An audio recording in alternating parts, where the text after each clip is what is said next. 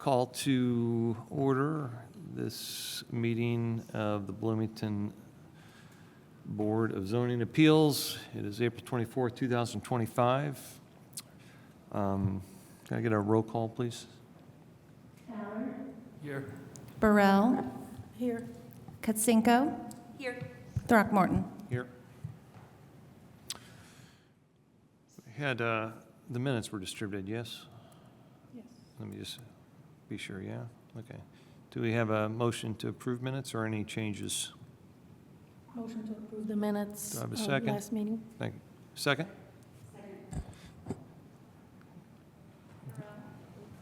Burrell. Yes. Katsinko. Yes. Throckmorton. Yes. Ballard. Yes. Any reports, resolutions, or communications? Yes, thank you, Joe. Eric Grulich, Development Services Manager. So we do have a couple of adjustments to the agenda tonight. The first case, the Administrative Appeals 06-25 from Porter Land has been withdrawn. So that will not be heard tonight. And then the last petition for Carolina Lopez, variance 13-25, has been requested to be continued to the July meeting. So that will not be heard as well tonight. So the first petition that we have tonight is CU 0825. Any others? Can I get a, No, that's the only other communication from staff. can I get an update on the request I had for two issues from last meeting concerning the People's State Bank? Did we get any of that information for me? The People's I State, believe that Mrs. Scanlon was looking into that and was going to communicate with you directly on that. We'll certainly follow up and make sure that that does happen, though. I apologize for not having that tonight. parking lot belonging to the graduate, was that also on the list? Yeah, so the two issues that we had were the People's State Bank and the Graduate Hotel. And I can certainly forward you the information for the People's State Bank. And I can confirm that that particular hearing that went to the BZA was the meeting in December that you were not at, Mr. Throckmorton. So that's why that one was not on your radar. Okay, so first let me read into the record petitions that will be continued to our May 22nd, 2025 meeting. And before I forget it, I will say one will be V-13-25 will be continued. We have AA-17-22, Joe Camp Construction. We have CU-33-24, Hat Reynolds LLC. We have V-1425, Don and Lisa Weiler. And we have a withdrawal of AA-07-25, Eli Brown. Tonight we will hear, I'm sorry, we also had one more withdrawal, which was AA-06-25, Porterland. That was withdrawn. The first petition on our docket tonight is CU-08-25, Kamar Zaidi, is that correct? V-17-25, Tabor Bruce. V-11-25, Smith and Hayes Properties. V-12-25, Don Cowden Foundation. V-13-25, oh, that's the one that is continued. So the last will be V-12-25. With that, let's go to the first petition. That petition again will be CU-08-25. And who has that one? Okay. They have a report, please? Yes, please. I will just get my screen shared here.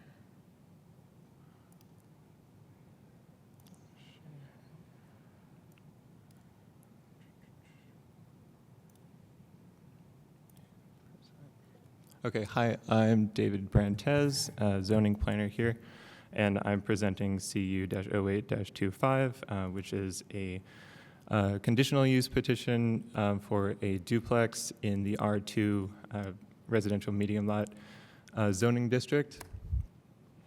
It is here shown on the right. You can see that the highlighted property is in an R2 district and all surrounding properties are also R2 residential medium lot.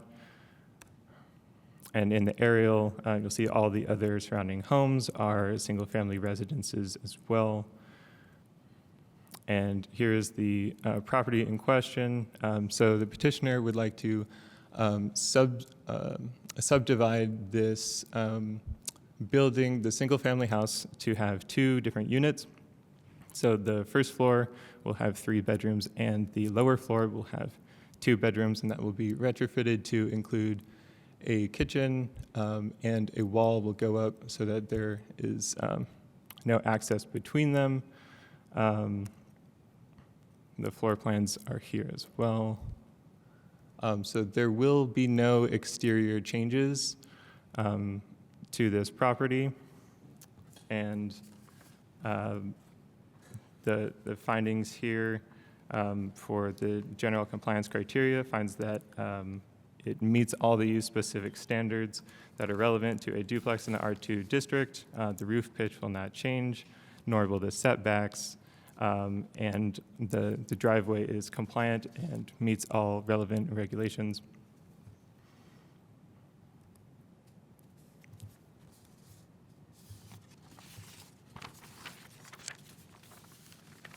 And it will not have more than 6 bedrooms. As I said, it has 3 bedrooms. It will have 3 bedrooms on the top floor and 2 bedrooms on the bottom floor. In regards to the comprehensive plan, it falls in line with their goals. It adds density in a residential neighborhood that is relatively close to more dense housing, such as in the Renwick PUD to the south, and no changes will be made, and no requirements will be enforced for adding any sort of pedestrian facility or anything on the exterior of the house. We also have the finding in regards to public services that the existing utility connections will suffice there. There is no proposed change there, and no issues have been identified in regards to utilities. And no natural or scenic features will be impacted. Again, the exterior will remain the same, so it will still match the character of the neighborhood, which is all similar size and shape, single-family residences. Nothing will change there. And there is no phasing plan for this subdivision of the single-family home either. So the staff recommendation is that we approve this conditional use, and we have 2 conditions, which is that the conditional use approval is limited to the design shown and discussed in the packet, and this conditional use requires the petitioner to pass a rental inspection from hand and procure a rental permit for all units that will be rented. And that's all I have, and I can answer any questions, or you can also ask Development Services Manager Eric Grulich, and we'll both be happy to answer. Petitioner present.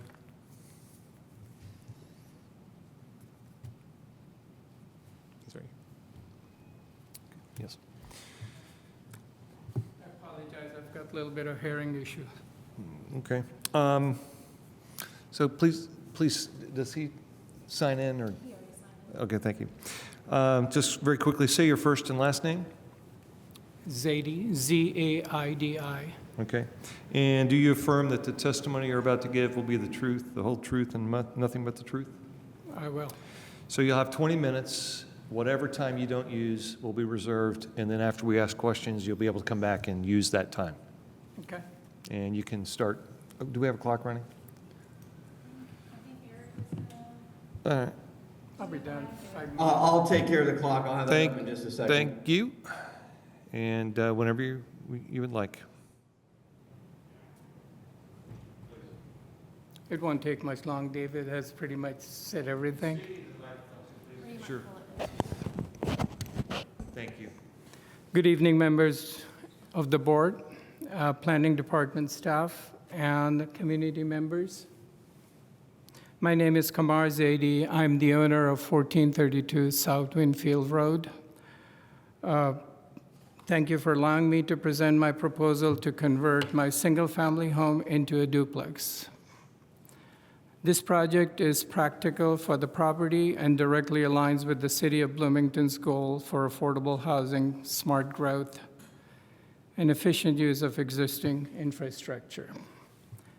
I'm here today to formally request your approval of this petition and demonstrate how beneficial this project is for my property and the broader Bloomington community.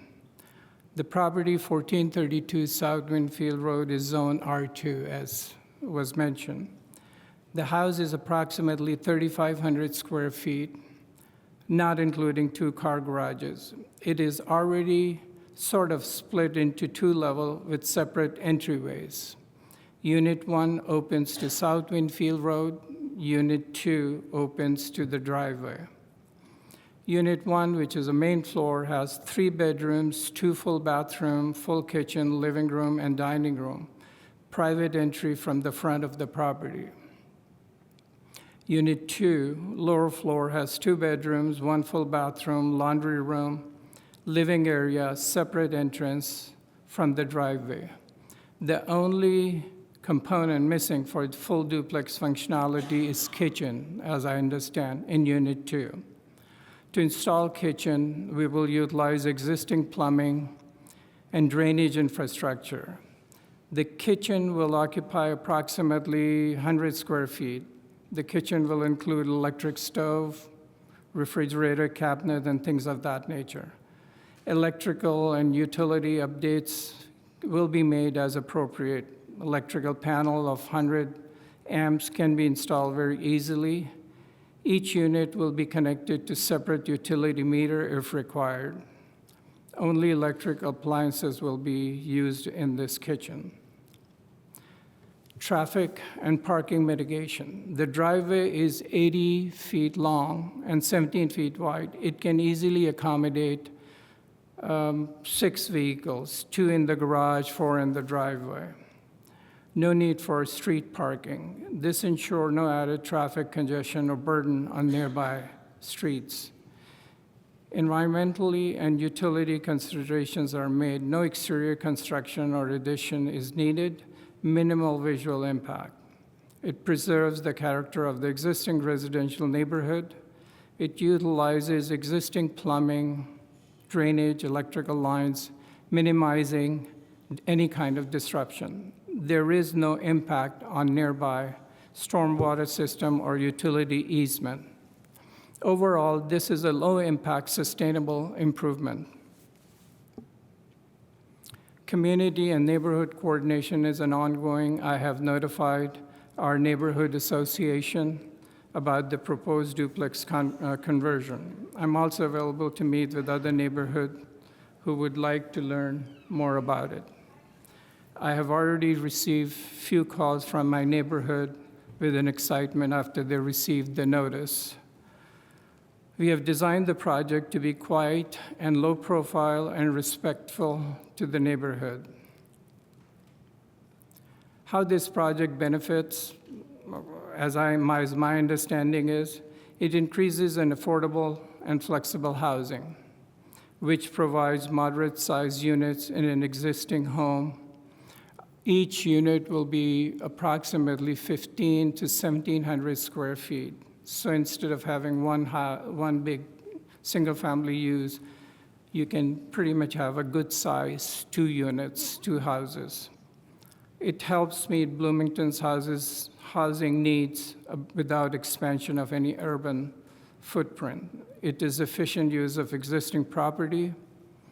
It optimizes a well-built structure already divided for duplex use, avoiding any need for demolition, expansion, or land subdivision. It preserves neighborhood aesthetic.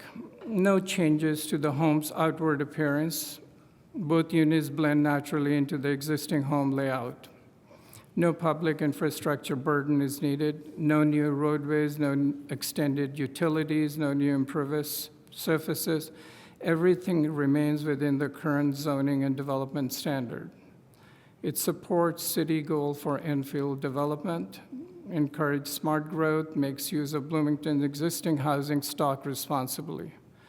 Property taxes, I understand, will go up, not liking it, but it helps to contribute the additional tax revenue for city services that we badly need sometime. In closing, this project is zoning compliant, thoughtful plan, and community conscious. It fulfills the real housing needs while maintaining the integrity of the neighborhood. It demonstrates what responsible infill low-impact housing can look like in Bloomington. I respectfully request your support in approving this duplex petition so I can proceed with the next step and permit application. Thank you again for your time, consideration, and service to our community. If there's any question, I'll be here. Okay, thank you. You'll have just short of 14 minutes left if needed for you. Any questions from the board to either the staff or to the petitioner?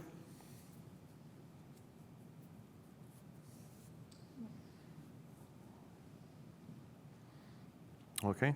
Do we have anyone in the public who would like to comment? And also please check online to see if there's anyone who would like to make comment. We have one. Thank you. Has she already signed in? Thank you. Thank you.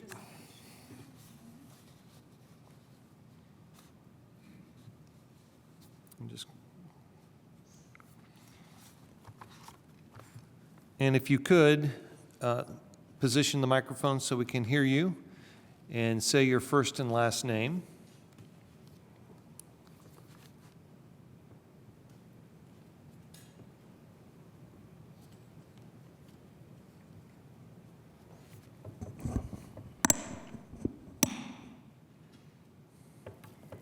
I'm Carol Barlow.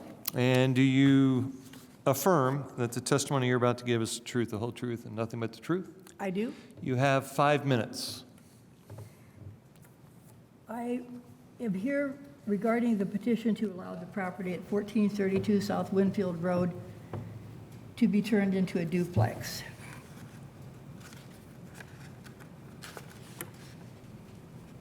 I'm asking you to deny this petition to turn 1432 into a duplex.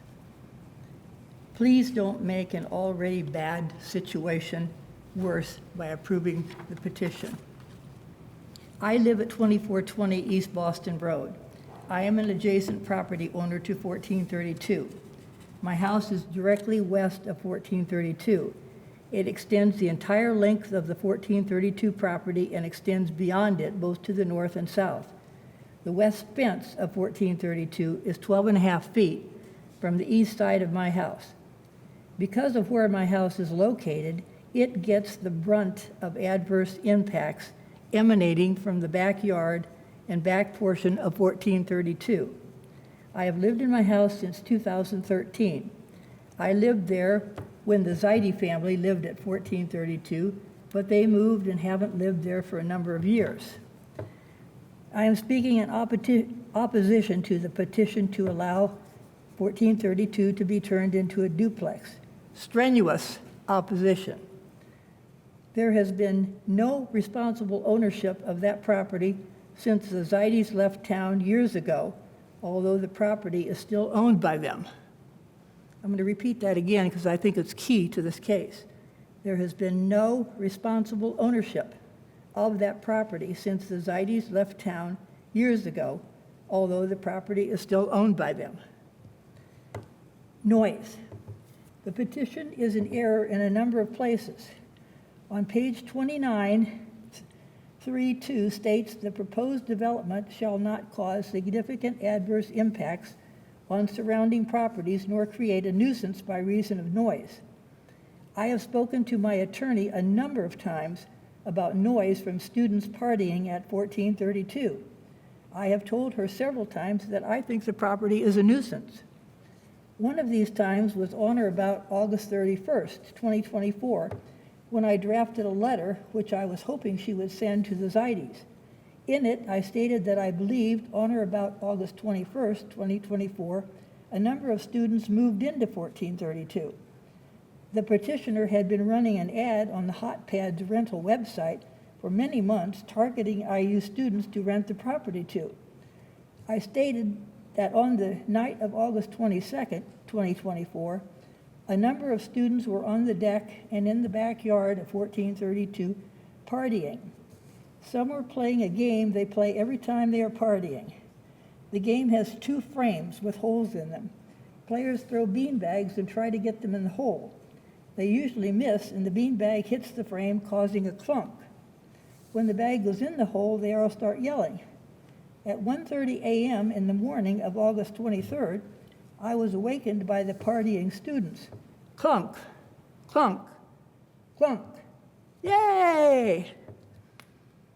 Being awakened at 1:30 a.m. by clunking and hollering students is a significant adverse impact by reason of noise.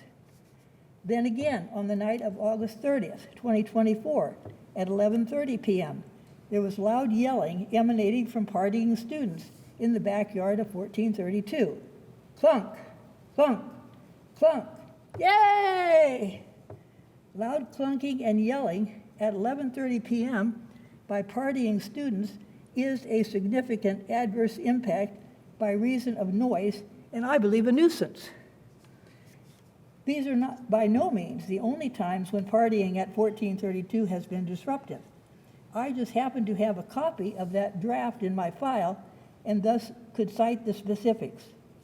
When the last semester at IU finished last spring, the partying started mid-morning. The deck and yard were full of students with more students in the house. Students outside yelling at others inside. Students inside yelling at those outside. Loud music played. Clunk, clunk, clunk. Yay! This went on the entire day and until late at night. More than 16 hours of continuous partying. This activity continuing for many hours is a significant adverse impact by reason of noise and I believe constitutes a nuisance. What I have described above. You are out of time. I do appreciate this very well-written piece of paper. If you allow us a few minutes just to continue to read it, but that's all the time we have for you. So if you just give us. That's why I furnished you the whole. Just allow us a few minutes, but thank you for bringing this to our attention. Let me know when you've got a chance to finish it. In the meantime, is there anyone else online?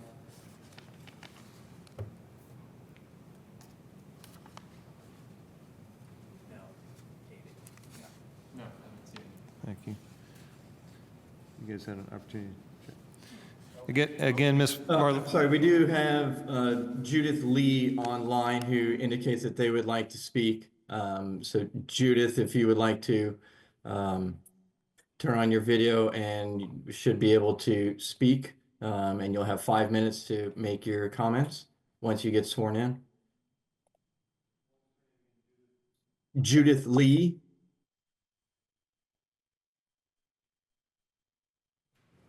Yes, I'm trying to undo my video or get my video to work.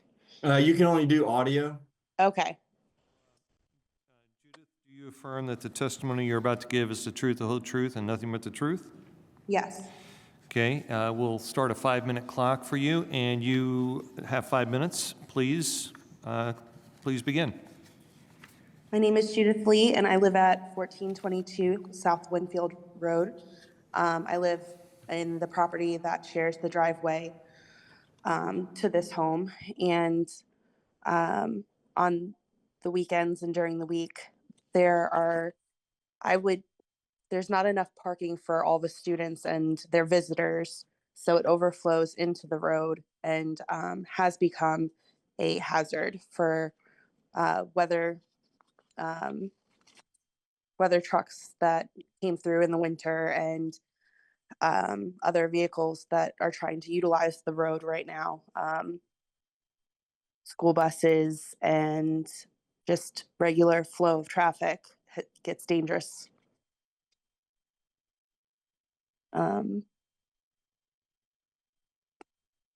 That's all I'd like to add. Thank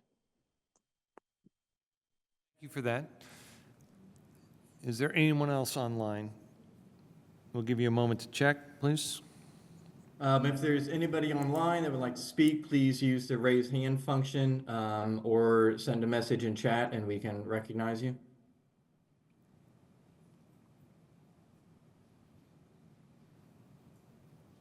One more, Dan Lee.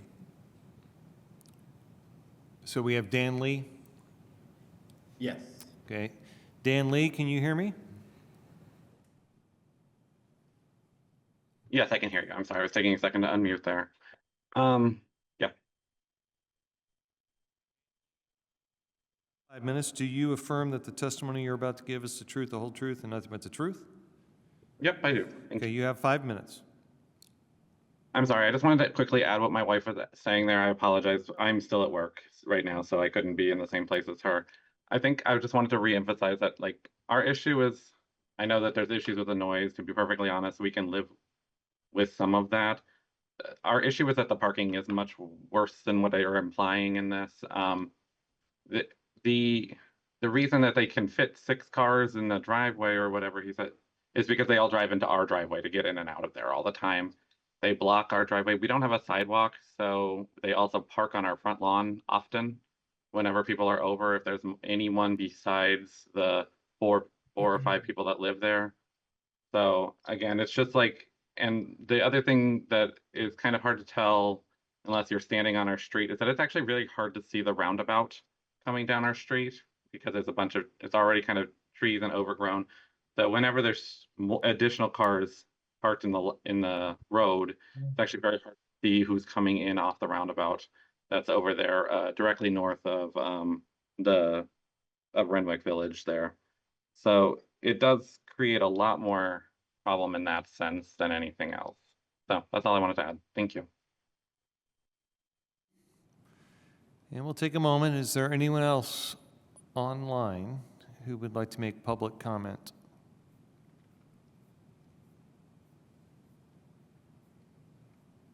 Once again, for anybody online, please use the raise hand function, or send a message via chat and we can recognize you.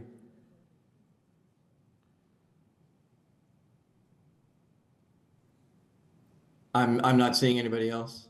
Thank you. And just to double check, no one else here in chambers, correct? Okay, before we come back to the board for any questions or comments, we'll go back to the petitioner. The petitioner has 13 minutes and 45 seconds left. If so, you can now speak to anything. This is the remainder of your time to make any additional comments for your petition. And I do want to stress that at the end of this time, if you don't use it all, the only thing that will be left for you will be to answer any questions put to you by the board. Okay? So use the 13:45 as you choose. Okay, got it. Thank you for all the comments. I heard it. One of the comments that I would like to answer is, I've been living in this property since 2013. We raised 3 boys from elementary school all the way to Kelly Business School. My son did the master's from there. My other son is in Purdue Engineering. They all went from elementary all the way to Heights, Bloomington South, college and all that.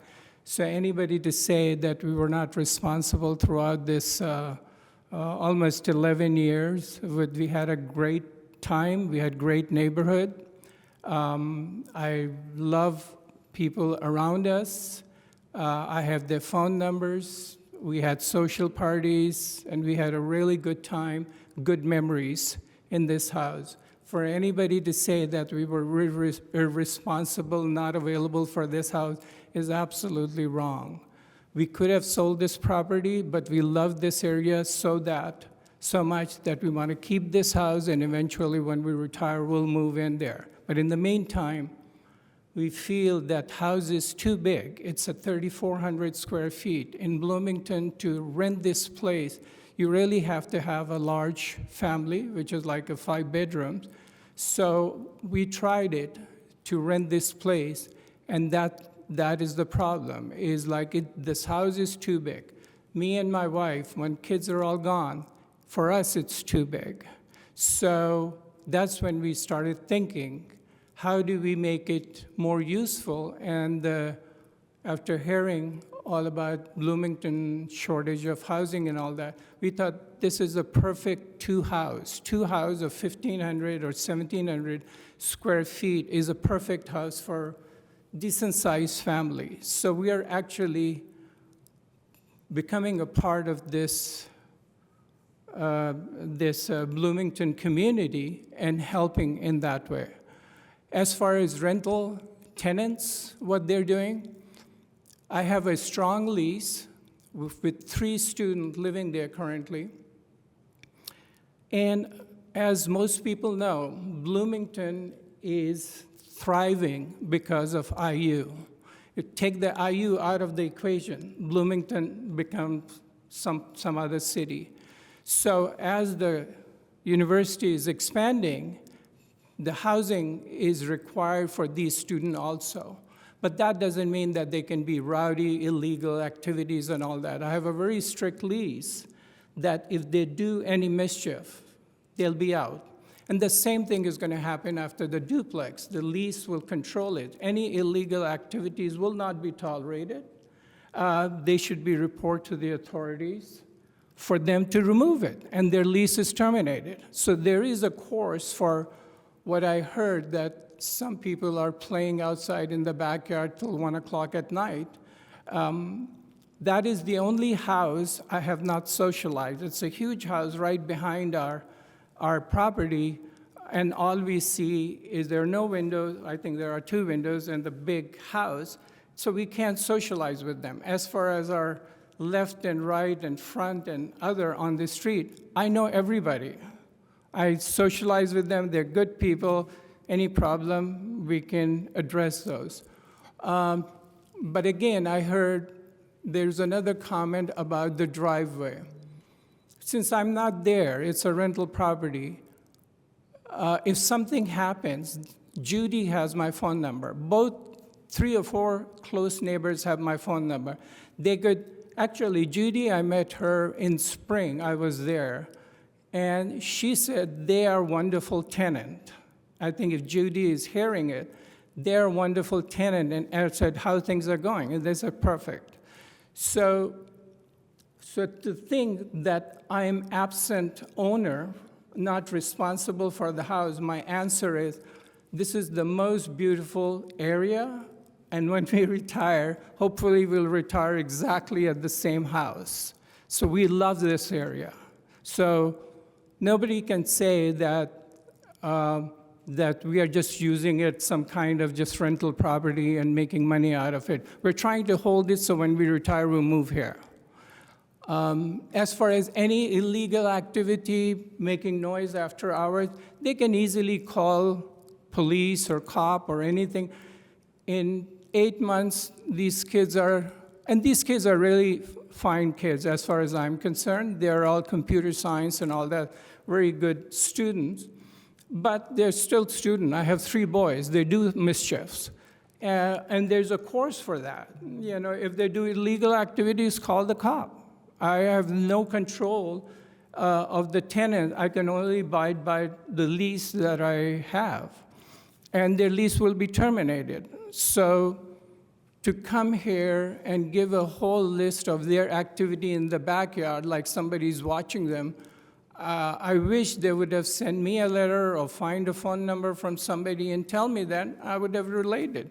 And I could not push them to do things that they are bound to do. They're legally, they can do. They can have parties. The car driveway is 80 feet long. I mean, when we had parties ourselves when we were living there, and we had like 10 cars there. So I would reject, respectfully to all of them, but I would tell people who call that if tenants makes illegal things, call the cops, call the police. They are really effective in coming over, and their lease will be terminated, because that's one of the thing on my lease. Any illegal activity will not be tolerated. So I will urge, I would be very responsible owner of this duplex, and my lease would basically make sure that they do everything right. And that's all assurance I can give them. I will give them my phone number, contact me. If anybody is playing 3 o'clock in the morning and using vulgarity and things like that, call me or call the cop. That's the best thing you can do, and have them put on notice. There are laws for that. I mean, so I cannot come from far away.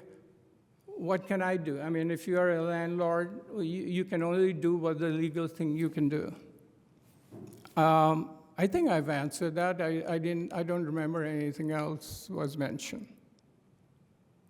But I will strongly say that I am proud of this community. I'm going to live there for a long time, and I am not an absent owner of this property. I actually come more often. I come like at least twice a month.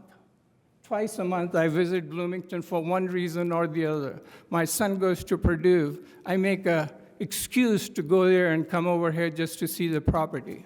So nobody can say I'm an absent owner. I'll give you my phone number. That's the best I can do. Any problem? It's not up to me to police. Okay. Sorry about that. So I will provide all the information to anybody, and they have notice. Now they have my phone number.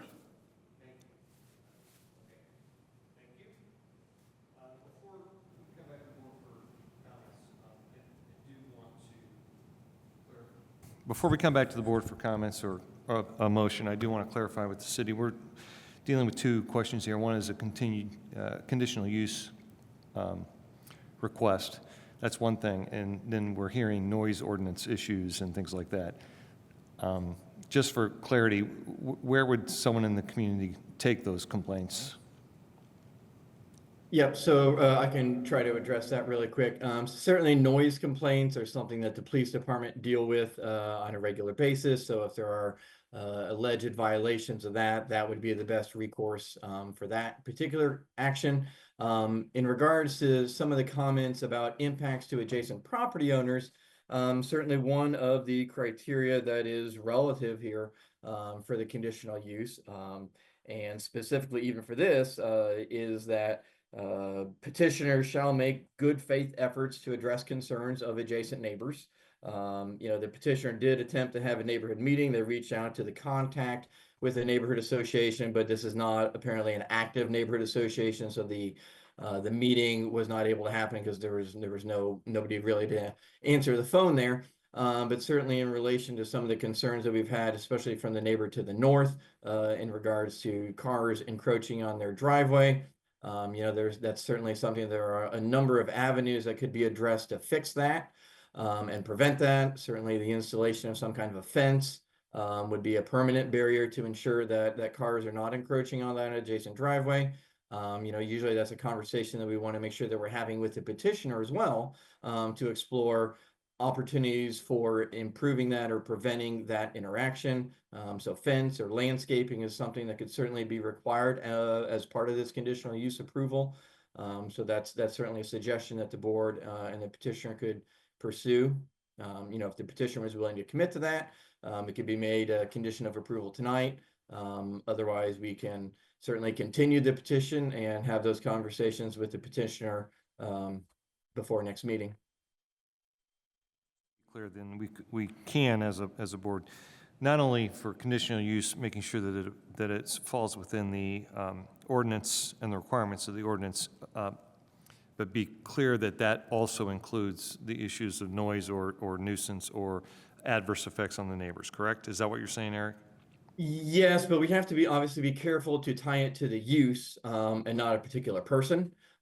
So we would have to, if you deny the conditional use for the duplex, it would have to be based on that this location is not appropriate, not necessarily that the petitioner or the actions of the tenants there are inappropriate. Wanted to just make sure we were clear on that. Thank you. I'll now go to the board for questions, comments, or a motion. I mean, I like the idea of a barrier. I think as a board, we're very supportive of these duplexes. We have been from the beginning. If you have one neighbor complaining, that's a one-off to me. You have two on both sides, you know, that's something that we need to be aware of. And so I'm glad those neighbors are here. I would personally be complaining a lot if I had college kids parking on my yard. So, I mean, I would put forth as part of this that they put a fence up to split the driveways. Then you know exactly where you can park, where you can't park, and then that also gives to me, I think the Lees were the neighbors that came on, a barrier, which they rightfully deserve, to not have a bunch of college kids parking all over their driveway. But I would definitely consider that as part of approving this.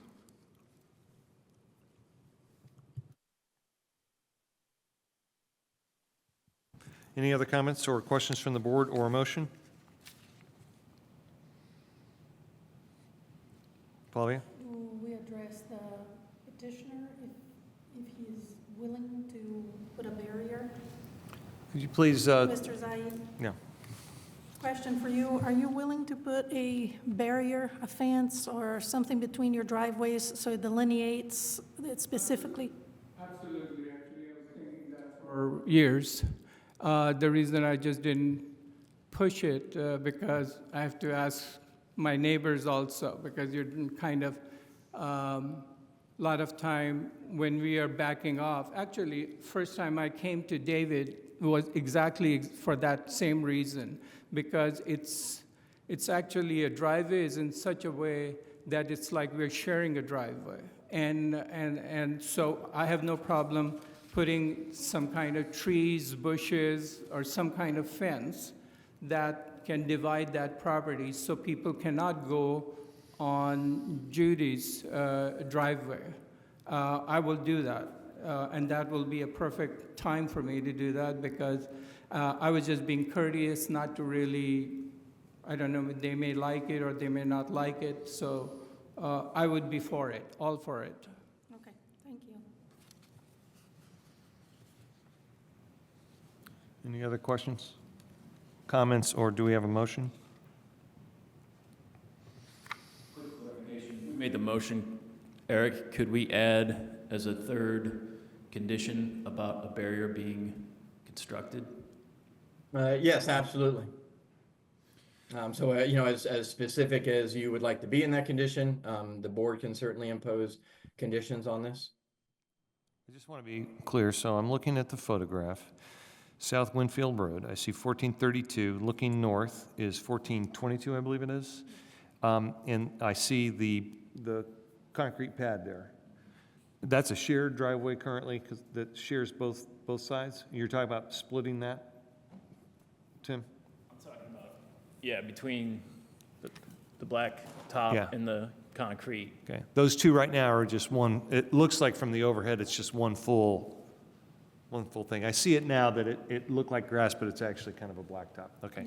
Yeah. All right, so I just want to make sure we're all clear on that, and we're talking about putting a restriction on the condition to put a barrier there. Okay. All right, any other questions or comments? If not, we should entertain a motion.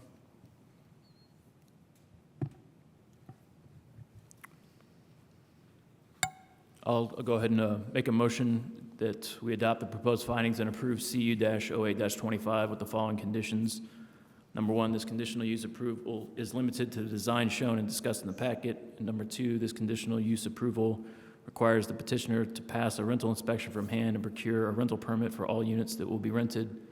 And then adding number three, that requires petitioner to erect an agreeable barrier with his neighbor to the north. Should that have a caveat that approved by the city? Or- Right. What's the best way to say that, Eric? I mean, you guys can be as specific as you want, you know, whether that be a landscape barrier, whether that be a fence, just for the board's knowledge. So a 4-foot tall fence is what would be allowed between the building and the street. So that would be the maximum height between the building and the street. It could certainly be taller than that, up to 8 feet, once you get even with the house or behind that. So that's what the UDO would allow in terms of fencing. A barrier is somewhat subjective. You might want to be a little bit more specific if that's the goal of the board, or if you want to leave it open-ended, certainly to work with us. You can word it appropriately. I was just going to condense that by saying we could probably say it's, that it meets the city requirements, such as a 4-foot fence or a plant barrier. Ideally, it would be done in discussion with the current neighbor. So how would we want to phrase condition 3? We have everything 1, 2, and then condition 3 would be the construction of a property delineating fence or agricultural barrier within the city code. Would that be agreeable? Does that work, Eric? Yeah, that sounds fine. I think we can work with that. Okay, because I really don't think a property owner would have to get the permission of the neighbor, right? Okay. All right, so if you're agreeable to that, then that'll be the motion. Do I have a second? Second. I have a motion and a second. Any additional comments or questions from the board? I'll call the question. Vote. Kasinko? Yes. Throckmorton? Yes. Ballard? Yes. Burrell? Yes. The conditional use is approved. I will stress to the public who brought up the comments about noise that we would strongly suggest you talk to some folks in the city about what's the best way to address that in conjunction with the landlord. Thank you. We'll now move on to V-10-25, and that's Tabor Bruce. Let me get here 1 second. Thank you. The petition is approved. And So next case is V-10-25, and this is a request from 228 West Kirkwood Avenue LLC and Tabor Bruce Architects. The petitioner is here tonight to request a variance from architectural requirements, minimum 50% required ground floor non-residential uses, parking standards to allow back out parking on a public street, minimum 20-foot setback for parking within a building, maximum building height, and from parking requirements that require alley access for parking spaces to allow for the construction of a dwelling, multifamily use in the mixed use downtown within the Courthouse Square Overlay District. So this property is at the northeast corner of Morton and West Kirkwood. As I mentioned, it's zoned commercial mixed use downtown within the Courthouse Square Overlay District. So the property is undeveloped. It contains a parking area and sidewalk. And the property itself is certainly very unique. It's only about 18.8 feet wide. And as a result of the Alta survey that was done, it was also found that the building to the east of this encroaches about 1.5 feet, about 1.9 feet onto this property. So the property, while it was already narrow to begin with, was further encumbered by the presence of this adjacent building. So it only creates a buildable width of about 16.9 feet. There is a 12-foot platted alley that runs along the north side of the property.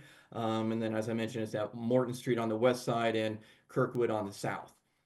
So working within the constraints of the property itself, the petitioner is coming forward with a plan to redevelop the site, or develop the site more specifically, with a ground floor commercial component and then 2 floors of apartments above.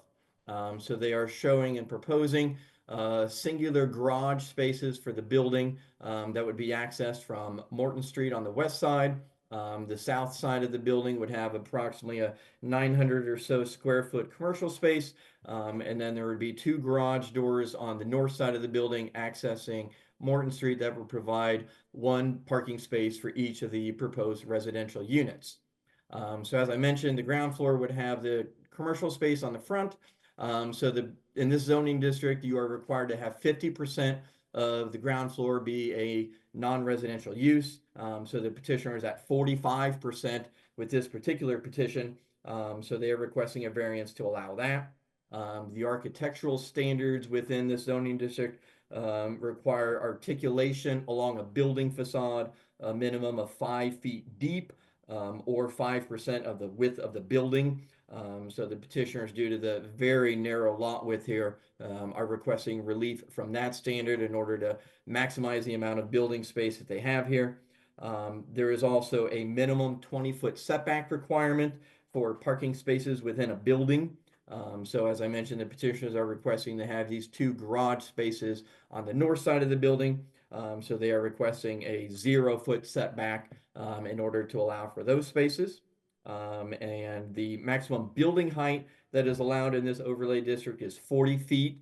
The proposed building, while the 3 floors of the building meet, there is a portion of the parapet, but more specifically, proposed elevator towers that are on the 3rd floor that access a deck.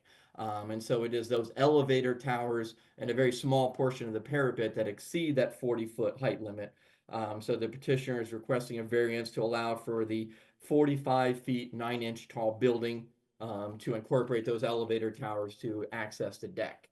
And then the last variance that is being requested is to allow parking spaces to directly access Morton Street. The UDO requires in situations where you have an improved alley adjacent to a property in the downtown, that access to parking must come from that alley. Due to the very narrow width and space here between the adjacent properties, a lot of utilities, and just the overall narrow width of the building itself. The petitioner is requesting relief from that requirement to allow for the parking spaces to access Morton Street directly.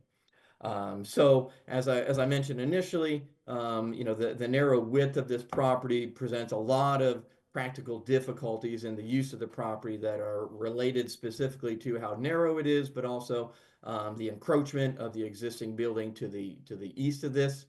So a lot of the variances that you're seeing are directly proportional to the amount of buildable area and the narrow lot width. So certainly the requirement to have projections within the building for the articulation would require even less or even more articulation within the building and less buildable area. So certainly there are some challenges there. So as we move through the various findings, we did not find that there would be any injury to the public health, safety, morals, or general welfare as a result of these variances. These are not variances that are related to the safety or the design of the building. So the petitioner has done a great job of balancing all of the different requirements of the UDO in terms of the different architectural requirements for the pedestrian entry, the overall design of the building, the windows that have been shown, the amount of non-residential space that is shown, as well as providing just a very minimum amount of parking. Although there is no parking minimum for this use, the incorporation of 1 parking space within the building for each unit is certainly a justifiable expectation. The 2 driveways don't exceed 24 feet, so that width would be allowed for this, and it meets the setback requirements. And the parking coming off of the alley, with the 2 parking spaces shown, there's a very low amount of usage. So we don't find any injuries to the public health, safety, morals, or general welfare as a result of those variances. Likewise with the building height.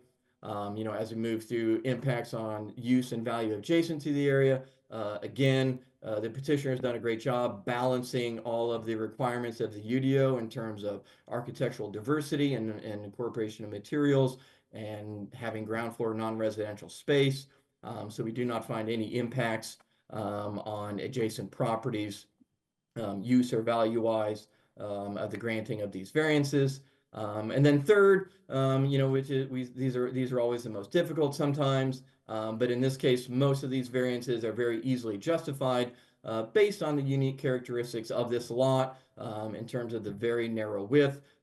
Certainly very challenging to design a building that meets many of the UDO requirements and only have 16 feet wide to work within. So the challenges that are unique to this property in regards to the narrow width certainly present challenges to meeting the architectural standards. the 50% ground floor non-residential space. As I mentioned, they've been able to incorporate 45% while still maintaining enough area to have parking for one vehicle for each unit. Again, the parking setback within the building, due to the narrow lot width, it's really not possible to design any parking that would be within the building and meet the setback requirements, as well as have that be accessed from the alley. But then the last one in regards to the building height, this is a little bit different because the building height standard, is not necessarily related to the width of the property. In this particular case here, the petitioner simply wants to have elevator towers on the top of the building to access the roof. And that particular request is not related to the narrow width of the property. It's just a desire to have something on the roof that would be accessed and would be taller. So this is certainly a standard or an expectation that any property within the downtown they would want to have. So staff was not able to find anything that was unique about the property that prevented them from meeting the standard in the UDO for building height. So we did not find any practical difficulty in the use of the property in regards to the building height. So with that being said, per the findings in the staff report, we are recommending that the Board of Zoning Appeals adopt the proposed finding and approve the variances from architectural requirements, minimum 50% required ground floor non-residential uses, parking standards to allow back out parking on a public street, as well as the 20-foot setback for parking within a building and for parking to access the alley, but deny the variance from maximum building height. So we are recommending the board adopt those findings with the 5 conditions that are listed in staff's report, and I'm happy to answer any questions. Thank you, Eric. Do we have the petitioner here? Have you already signed in?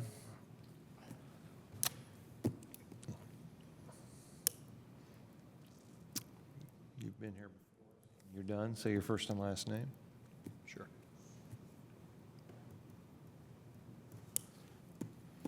Blake Rowe. I'm sorry? Blake Rowe. Thank you. Do you affirm that the testimony you're about to give will be the truth, the whole truth, and nothing but the truth? Yes. Okay, you do have 20 minutes, and again, I'll reiterate, whatever time you don't use after we go through public comment, et cetera, we'll be able to come back. You can use that time at the end as you see fit. If you're ready, you have 20 minutes. Sure. I'm going to share this time with Doug, and I'll be brief. I just wanted to thank the board for hearing this petition. We've spent the better part of a year or more trying to come up with something for this lot. It's only, what we thought was 19 feet, almost 19 feet after the survey ended up being only 16 feet and some change. So it's been a challenge trying to come up with something that would, first of all, just fit in this space, and second of all, blend with the UDO's intent for the downtown Court Square. As Eric mentioned, Doug's worked with Eric in planning for many months coming up with this. So with that, I'm going to let Doug come up and kind of go through some of the details, but appreciate it.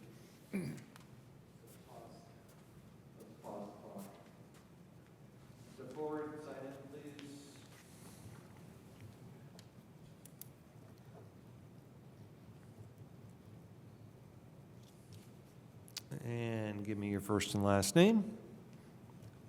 Doug Bruce. And do you affirm that the testimony you're about to give is the truth, the whole truth, and nothing but the truth? I do. Thank you. You may proceed. Okay.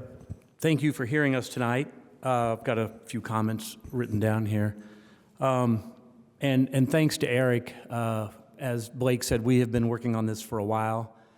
As you saw from the elevations, we've tried to use this building to blend in with the architectural character of downtown, but also kind of pay homage to the musical score that used to be on the facade of the existing building that you see there. We all remember that black and white facade that had a musical score on it for ages. So what I'll say here is that, as Eric mentioned, this is a very unique site. I don't think in my 30-some years I have worked on a site that's 16 feet wide, only 16 feet wide. There's really, we couldn't reduce it any less and make something viable. I will disagree with Eric, though, that I think that the very nature of this narrow site is why we need this rooftop. We don't have a lot of square footage here. We're 16 feet. So we're trying to provide the space we need to make this work and make this something that is more than a hallway. So with that, I think we disagree that the rooftop is needed. And as a matter of fact, to a great expense, we're making the rooftop accessible. So each unit will have an elevator to this rooftop and a stair. That's not cheap, but we need it for this building because of how narrow it is. It is a very unique footprint. A couple of things I'll add is that if you took this upper story, this rooftop story where we have the two penthouses, and when I say penthouse, I mean it is an elevator and stair penthouse. It's not livable space. It's used only for access, and those spaces together, if you took this rooftop and made it a floor, a story, these two rooftop spaces are less than 30% of that space. So they're as small as we can get them. From Kirkwood, the first rooftop space is 58 feet back from the facade of the building, so you won't see it at all. And from Morton Street, looking up, you won't see it. It's 7.5 feet back. So we've held it to the east side of this building. Furthermore, both of these penthouses are only 5 feet above the parapet wall that we're creating. So we're not creating a handrail or a guardrail that you're going to see through. The design has a high parapet wall that acts as a guardrail, but it also kind of hides these rooftop penthouses. And they're pushed back quite a bit. So I think you might see them when you are on, let's say, Kirkwood near the Kirkwood coming eastbound. You might see these penthouses, but certainly not from the street. With that, I think you can see that if you want to discuss practical difficulties, this site presents the definition of practical difficulty in almost every manner. Just because its narrowness, it's very unique. I don't know of another site this narrow. So we hope you can see these practical difficulties as well and grant us this package of variances this evening. The height is very important because if we lose the rooftop, we don't have enough square footage to make this building work for the cost of the land and the building itself and the square footage we need for these units. So we hope you can agree with us and see that this is a magnificent infill project and approve our requests this evening. With that, I'll answer any questions you might have. Thank you. Thank you. You'll reserve just over 15 minutes for later. Do we have any questions from the board or the staff for the staff or the petitioner at this point? I'll start. Bruce,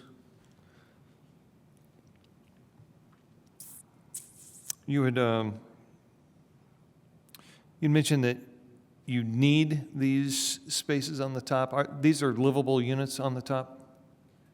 No, You call them penthouses? The penthouse is just a term for, it's just a stair and elevator access. When you come up to the elevator, the doors open, you are outside. Okay. When you come up the stairs, you are outside. Okay, but the term you used then is we need this roof access.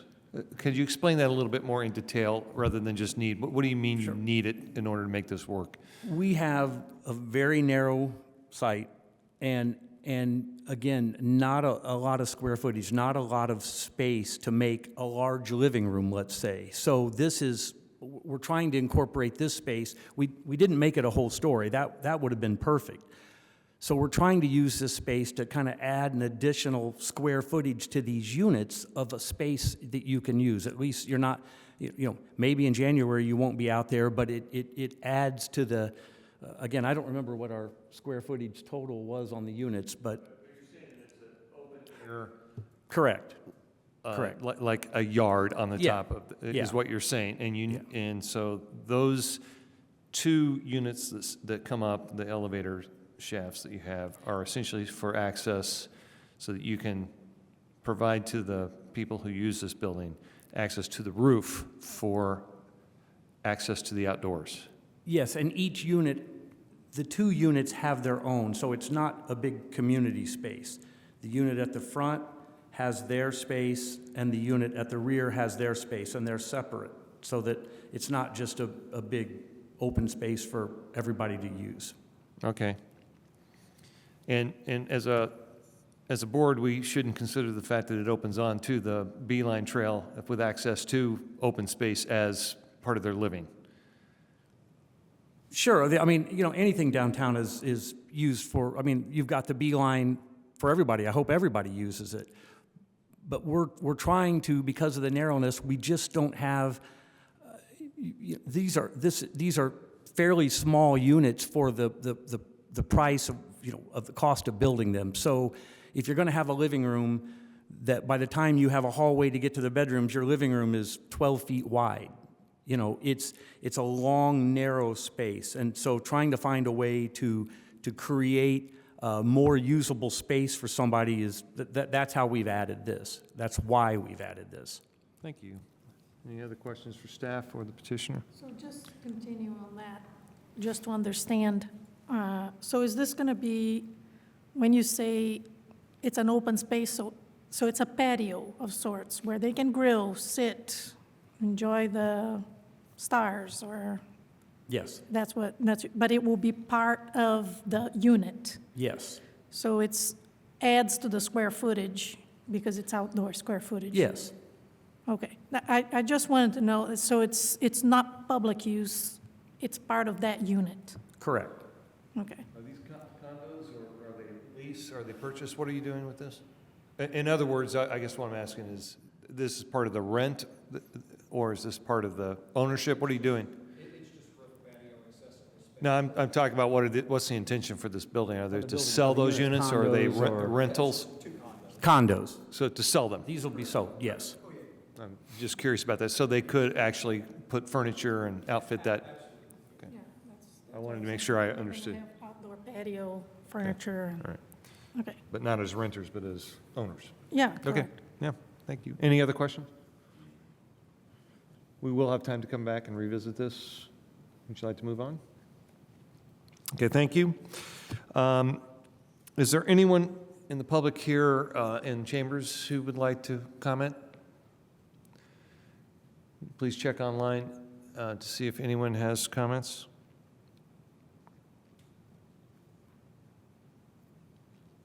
We have none? Is that correct? So once again, if there's anybody online, please use the raise hand function or send a chat and we can recognize you and you can speak.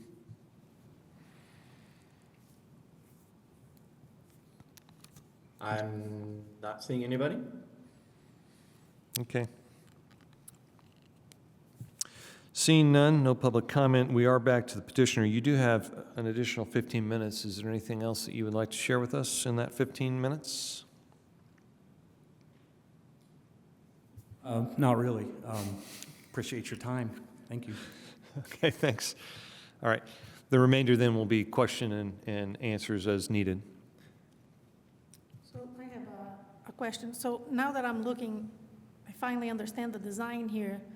So the height that we'll create above on the patio sits back, correct? Because that's where the elevator is. So it's not flush with the facade. That's correct. Yeah. It's almost 8 feet back from the facade. From the facade, yeah. We didn't bring it out flush. There was talk of, could we put a bathroom up here? Could we do some other things? But we kept it just for access to get there, and we kept it all the way to the east side as much as we could. And half of this is parapet wall. So, there is a tall parapet wall that is solid that acts as a guardrail and is part of the design. And then this penthouse is pushed back away from that. Yes. Yes, the elevator shaft. Yes. Yeah, because 2 elevator shafts and that's all we're talking about. One for each unit and a Yeah. staircase for each unit. That's all we're talking about. Yeah, that's all that goes above the required height. So for the record, come so we can get it recorded, please. It was designed so that if you're standing on Kirkwood or Morton and looking up, you can't see it. Yeah, It's no, tucked- yeah, you it's won't be tucked able- back you- to the east. Yeah, you Yeah. won't be able to see it because it sits back. Thank you. Yeah. Yeah. And I want to make sure, Bruce, I understand too, you're saying that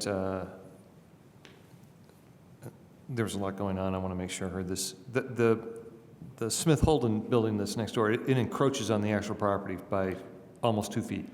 Yeah, the rear of the Smith Holden building is 1.9 feet over, and the front of the building is just over a foot over the property line, which is really common in our downtown. About every building is built over a property line. It's just when your site's only 19 feet wide or 18 and a half feet wide, that's a big impact. So my other question is, why would you want to develop this property? Because it's so narrow, there's a lot of restrictions. It used to just have parking spaces on it. What's the motivation for this? It's been parking for decades. My motivation is a client came to me with I'm a problem solver. I love problems like this. I love trying to solve something like this and make something, especially infill development downtown. As to why they would develop it,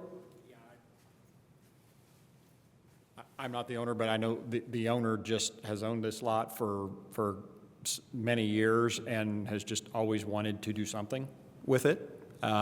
Just make it viable, build something there that would work, that blends with the downtown. So that's the motivation. Owned this for years? Yes, I believe so. Okay. I thought I saw a for sale sign up with Chris Cockrum like recently for that property. Was there an attempt to sell it? I don't think it's been for sale, I'm not positive. Okay. I was just curious. No. All right, thank you. Yep. Why 2 elevators and not 1 elevator? yeah, that's a good question. Each unit has their own elevator. Again, we don't have enough of a floor plate to really do a common space here and do these units. So each unit here is going to have their own access, their condos. You know, there's an elevator and a stair for each unit. There's nothing there right now. It's a parking lot. Yeah, yeah. No, in yeah. the building next door, there's apartments. Yeah. Apologies. And then will there be a barrier in between the 2 patios? Most likely, yeah. You're not going to be able to go from one to the other, and it'll probably be a continuation of the parapet. Again, that's a detail we hadn't worked out. Any other questions, comments for the staff or petitioner? I'm sorry, was that a no? Oh, thanks. One more question. So they're going to be a total of 4 apartments or a total of 2 apartments? 2 condos. 2 condos? Yeah. One is, so the first floor has Yes. commercial at the front Correct. with entrances from, and again, we've worked with Eric on this to try to sift through the UDO because it's so narrow, but it's on a corner. So one has a very typical downtown storefront entrance off Kirkwood that'll continue that facade. And then around the corner on Morton, we also have a public entrance to the commercial space. And that's about half of the first floor. Yeah. Then the 2 units, then on the first floor, there's just a single parking space, a parking overhead door that opens up and you pull in and park at an angle. And then each unit has a stair and its own elevator from that level. And so one goes up and has the second floor and the other unit goes up and has the third floor. I get it. Or kind of Yes. stacked. So that's what I got. Front and the back, yeah. And that's because I see 3 floors, so Yeah. it's a long, narrow unit. Very Yeah, much that so. takes the whole floor. Okay. Got it. A condo. It is, yeah. Okay, Without being kind of a walk-up with some stairs, which you might see somewhere, but it's ground floor is pretty much ground floor at grade. It would be really neat to have it step up. And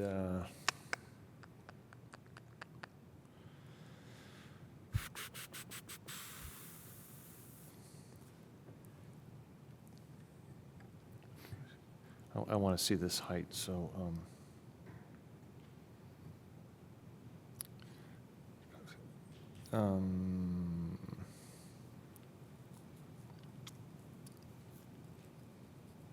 so What do we do about they want to deny that height, right? Yes, but it sits back, I understand. and it's just two elevator shafts. It's not a dwelling unit. Yeah. It's Yeah, I'm with you. utilitarian. Yeah. And if the shafts weren't there, they could still get out on the roof and it wouldn't violate the height. It's just the elevator shaft, right? Correct. But the elevator shaft adds accessibility. So then you don't Exactly. limit who lives here. I'm sorry, I was off mic there for a second. The question I had for the other board member was that the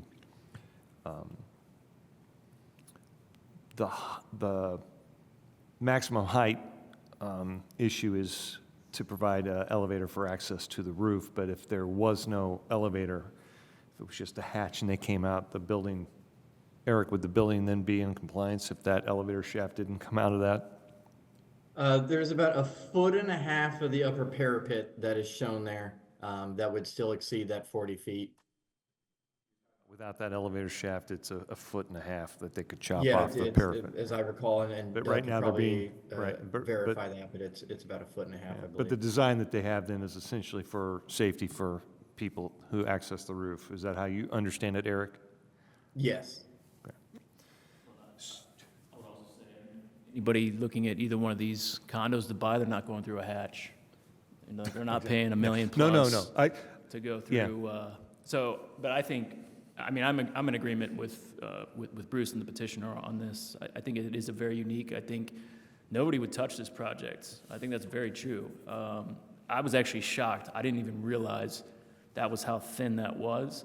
So to me, it is very much falls in number 3, that you need to provide the living space somewhere.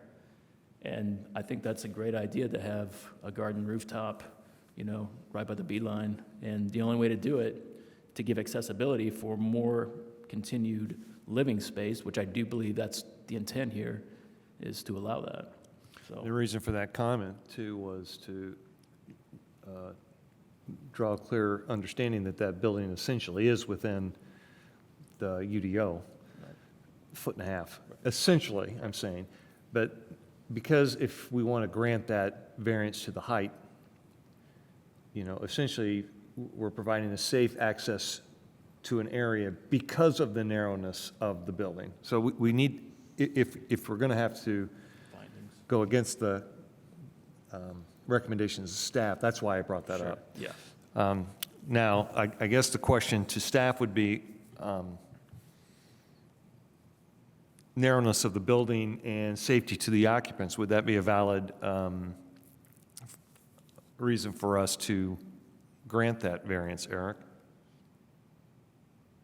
You can certainly make the argument that the narrowness of the lot heavily restricts the amount of actual usable space within the building for living space, and the addition of the elevator towers, you know, grants the ability to make it a more usable space. So you can certainly tie it. You know, like I said, it is a little bit challenging because obviously they do show a building that in and of itself meets the height standards. So. About that last sentence, what's the feeling behind that denying the variance then? Is it just simply because it violates the UDO? Well, that we could not find anything that was unique about the property that didn't allow them to meet the height. You know, they just wanted to add a little bit more space for these elevator towers. You know, so that in and of itself wasn't depriving the use of the property. You know, you can still have 2 units, you can have 50% retail on the ground floor. So you still had, you know, all of the usable space. They just wanted to have a little bit more on the top, which is certainly understandable. But from the strict application of the code of, you know, what makes the property undevelopable without the granting of the variance, that becomes a little bit more challenging. But we do certainly recognize it is a unique property. There are some peculiar conditions about it that do restrict the amount of usable space within the building. So, you know, it would not be a stretch, you know, to say that, you Right. could approve the height limit variance based on the unique characteristics of the property. Could I ask you this, Eric? Do other businesses downtown, even on that block, do they have access to their roofs? So I did look at Google Street View or the aerial view, and I did not see any other rooftop areas, rooftop decks. No, no, not that. I mean, do they have access to go up onto the roof and like place air conditioning units, et cetera, and those types of things? There are certainly mechanicals that are on other buildings within the area. Whether or not you can get to the roof, none of the buildings other than the city side building that was redone just to the north of this next to Janko's. That's the only new building that has happened in this area. So we don't have a lot to go on in terms of floor plans that are accessible for recently constructed buildings. If I were to say that the elevators that access the roof were essentially mechanicals along the lines, how would the city feel Yes, about that? and,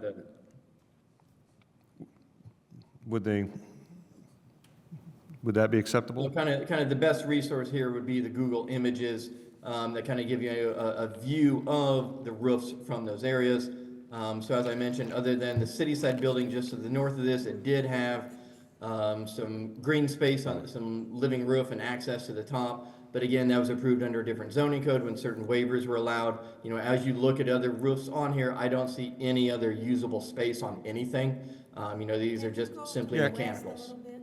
Can you go to the west just a little bit there? There's that building to the west there, right there. Yeah, so the Foundry, again, that's has- a different zoning district.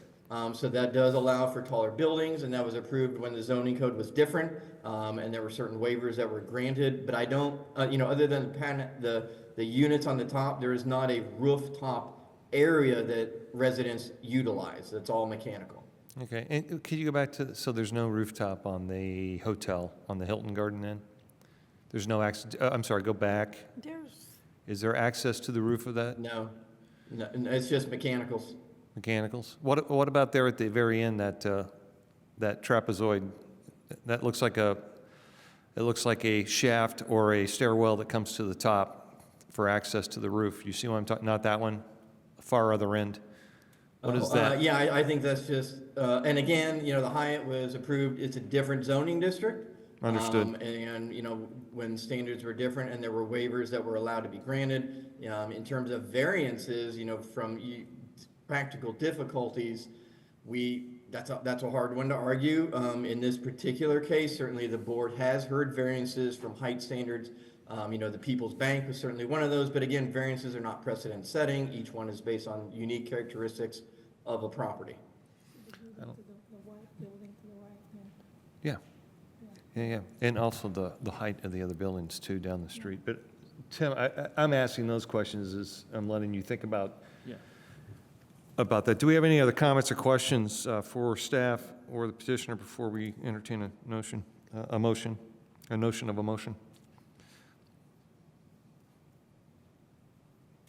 If not, we'll entertain a motion. And again, just be aware, it's on page, was that page 46, bottom of page 46 with the conditions.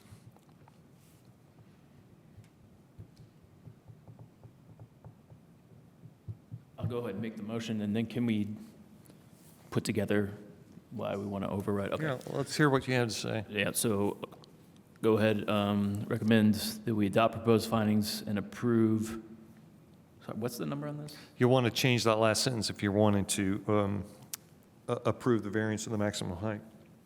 You'll need to strike that last sentence. Right. Okay, so go ahead, adopt the proposed findings and approve. What is the number on this one again? Sorry. This is V-10-25. V-10-25.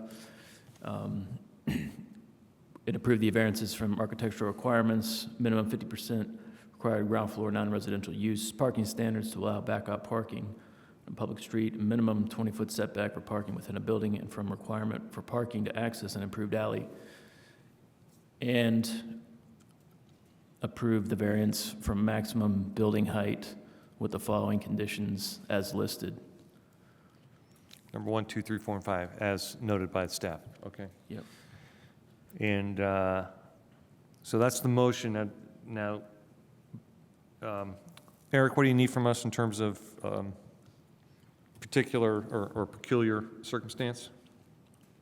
Yeah, so the only aspect of this that we did not make positive finding for in regards to the building height was the practical difficulty and peculiar condition. So the board would need to make findings for that component specifically. Yeah. I mean, it's providing extra usable living space based on accessible living space. I think the elevators provide the safe access to. The site itself presents difficulties because of the narrowness of the building. Right. It also falls within an area that has surrounding buildings that are above this height from previous builds. And to deny it would, I think, be an undue, you're saying it would be an undue burden I think so, yeah. to the owner. But I think the peculiar finding is the narrowness and the right of the owners to be able to access the roof safely Right. using a mechanical structure. Right, I think if this had units that were, 4,000 square feet, 2,500 square feet, it'd be a different story. They're gonna be kind of far from that, so.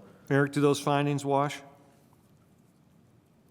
Yes, we can certainly work with that. As you mentioned, you did tie it back to the property, which is obviously very essential for the variance criteria. So yes, I think that would be sufficient. Thank you. With that, and understanding that it's the conditions 1, 2, 3, 4, and 5 as noted verbatim in the recommendation from staff, do I have a second? Second. Do we have any further discussion? Seeing none, I'll call the question. Yes. Ballard, Yes. Burrell, Yes. Kasinko. Yes. This variance has been granted. Congratulations. Thank you for your presentation. Good luck. And don't turn around with your arms out. Do you need a break or we want to continue? You good? All right. We're going to move on then to variance V-11-25. And this is David Hayes. And who's presenting that? Eric again? Eric? Yes, so I will be presenting that as well, but I believe that the petitioner would like to briefly approach the podium and request a continuance. So I believe Bill Beggs is there in the... Sworn in to make a request, does he? Does he need to be sworn in? Not if he's just making a request for continuance. And So not giving testimony. the board recognizes the speaker for variance V-11-25. Here on behalf of Smith and Hayes Properties LLC. David Hayes is out of the state at a business meeting and is unable to be here. And we've actually got another issue that we would like to pin down a little further as well for improvement of this petition. And so on those bases, we would respectfully request that this case be continued tonight. And do we need to vote for that then? Eric? You do not need to vote. Okay. The petitioner can request. Okay, a that's in the continuance. record. Thank you So for we that. would just- And Eric, and then we just grant the continuance? Yes, so this would go to the June hearing unless, something else happens. So at this point, this will then, until further notice, you'll be into the June hearing. Thank you, Eric. And then we have Don Cowden Foundation, V-12-25. I need to get to that one. Who's presenting that one? So I am presenting that one as well. Okay. Did the board need to step away or are we good? I just wanted to check with them, and I think we're good to go, Eric. Okay. So this is a request from Don Cowden Foundation for a property at 2500 and 2506 West 3rd Street. So this is a request for a Chick-fil-A restaurant. The petitioner is here tonight to request a variance from parking maximums, parking setback to allow parking between the building and the street, entrance and drive standards to allow drive aisles between the building and the street, minimum landscaped area requirements, accessory structure setbacks, loading, service, and refuse standards to allow refuse area in the front, to allow for the construction of a new restaurant use in the mixed-use corridor zoning district. So this petition was heard at the March 27th Board of Zoning Appeals meeting. And the board voted to continue the petition to give the petitioner the opportunity to explore other design options for the site, to possibly try to address any of the concerns that staff and the board raised at the last hearing.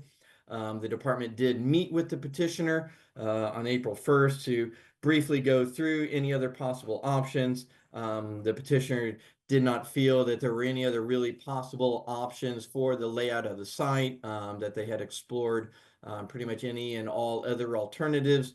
They did offer the possibility of including a screening wall along the portions of the drive-through lanes along the public street. And that is in the packet, and I have a slide or two to show that later. But in essence, the overall petition remains the same as was shown and discussed at the last hearing. So real quickly, I'll try to summarize and go through the overall petition itself. This is for a property or two properties that are at the northwest corner of West 3rd and Kimball Drive. Their zone mixed-use corridor. Each has been developed with separate commercial uses, a restaurant and parking lot on one and a multi-tenant center and parking lot on the other. There is an adjacent property to the northeast of this that is in the Monroe County planning jurisdiction that, although would be incorporated into this site, is not factored into our site plan review or any of the variances that are being requested tonight. Monroe County Planning would evaluate that site in and of itself based on their standards. So the board is simply looking at the portions of the property that are within the city. So as I mentioned, there are a number of variances that are being requested. Since the last hearing, the petitioner did add additional permeable pavers in some of the parking spaces that we discussed would allow them to reduce one of those variances from the maximum impervious surface coverage. So that particular variance has come off. However, we do still have 6 variances that are required for this, and I'll just briefly step through those. One is for the maximum number of parking spaces. Again, last time we discussed and went through a parking study that the petitioner submitted. Parking for this use based on the UDO is based strictly on the amount of interior living or dining space. So the dining space within this building is on the east side. It only incorporates about 1/3 of the building itself and would allow for about 14 parking spaces. The petitioner has given information that the number of employees alone would almost utilize all of those 14 spaces. They did submit a parking study from other locations showing a greater need for parking above what the UDO would allow for. And so they are requesting a variance from the maximum number of spaces. They are requesting a variance from parking setbacks that would require parking to be 20 feet behind the front of the building. There are several parking spaces that are shown on the east side of the site that are between the building and the road to the east to Kimball Drive. So those require a variance. Drive-through lanes are not allowed between a building and the street. So the petitioner has and still shows drive-through lanes between the building and Kimball Drive to the east. So that requires the variance. They do require variance from the minimum landscaped area still. The permeable pavers do not count towards landscaping area. So only the amount of site that is actually grass or landscaping material counts towards the minimum landscaped area standard.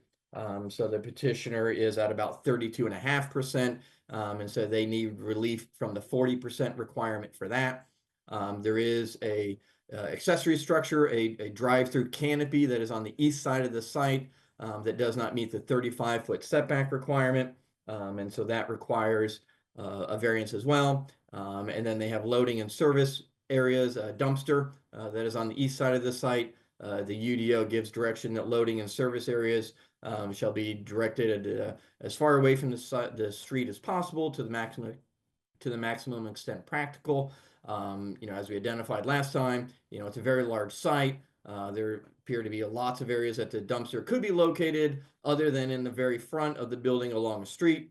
So they do need relief from that standard of the zoning code as well. So again, they have submitted a landscape plan that appears to meet all of the UDO requirements. So no variances from the landscaping code itself are being requested with this petition. As I mentioned, They have incorporated a knee wall or kind of a screening wall that is proposed along the drive-through lanes. So this would wrap around the the Kimball Drive and the 3rd Street frontage. And so they have shown an exhibit, a knee wall exhibit showing this. It'd be about 3.5 feet tall and would wrap around the site. They've shown an exhibit from another location where they've done something similar. So they have incorporated that. So that is the other change with this petition. And so the elevations that have been included, while I believe last we had looked at this, there was still 1 or 2 changes that needed to be made. It did appear that it would be possible to meet our architectural requirements. So there are no variances from the architectural standards that are being requested. And so again, just kind of stepping through the findings, as we discussed last time, there's a mix of findings here that are met and are not met. We did not make any negative findings in regards to the maximum number of spaces. Conversely, allowing parking spaces on this site to meet the needs of this site would reduce any impacts on adjacent properties, provide for adequate parking for the number of customers, employees that is appropriate for this use in the seating capacity. However, we did find that there would be injuries to the public health and safety, morals, and general welfare as a result of the granting of the variances for the front parking setback and the entrance and drive-throughs between the building and the street. This goes to really a core set of goals that was a part of rewriting the zoning code and the comprehensive plan of appropriate site design where buildings are placed at the corners of properties along streets, and that the emphasis from vehicles and parking areas and drive-through lanes is no longer the predominant allowed features of site. This was a very cognizant change in the way that the law was written and was meant to accomplish a wide range of goals from the comprehensive plan, as well as general guiding principles within the planning community in terms of creating walkable communities, and creating the visual streetscape along the streets within a community that we want. So we did not, we're not able to make positive findings for either of those aspects. The accessory structure setback in the front, we did not find any adverse impacts as a relation to that. The minimum landscaped area, we did not find any injuries to the public health or safety morals as a result of that. They are still able to meet the landscaping requirements. We did not find any injuries to the public health or safety or morals or general welfare as a result of the dumpster areas. Moving on to the use and value of the adjacent properties, we did not find any impacts from the granting of the maximum parking number. Again, the granting of that would reduce any possible impacts on adjacent properties by allowing an appropriate amount of spaces there on the site. In regards to adverse impacts on adjacent use and value from the parking setback, while we didn't find any direct impacts for that, the location of the drive-through lanes as the predominant visual feature does detract from the overall appearance of the property and the community as whole. So that certainly is something to be aware of. We did not find any adverse impacts on adjacent properties from the accessory structure or the minimum landscaped area. In regards to loading, service, and refuse, again, that is a little bit more challenging because, the purpose of this was to minimize the impact and view of these things. So that does impact the use and value adjacent to the property by making dumpster and refuse areas more visible on a property. And then third, as always, these are the more challenging ones. And it's important to keep in mind what the general criteria are for these variances, and the importance of the last criteria here that is related to a practical difficulty that is peculiar to the property, that the granting of the variance will relieve that. So again, as we try to explain this in multiple different ways, what makes a property to be undevelopable without the granting of the variance? What is a unique characteristic of this property that without the granting of the variance, it cannot be developed in any manner consistent with the zoning code? So as we talk about this subject in a lot of different situations, there are a vast number of uses that can occur on particular properties, especially in the mixed use corridor zoning district. There's 70 or 80 different uses that you could have here.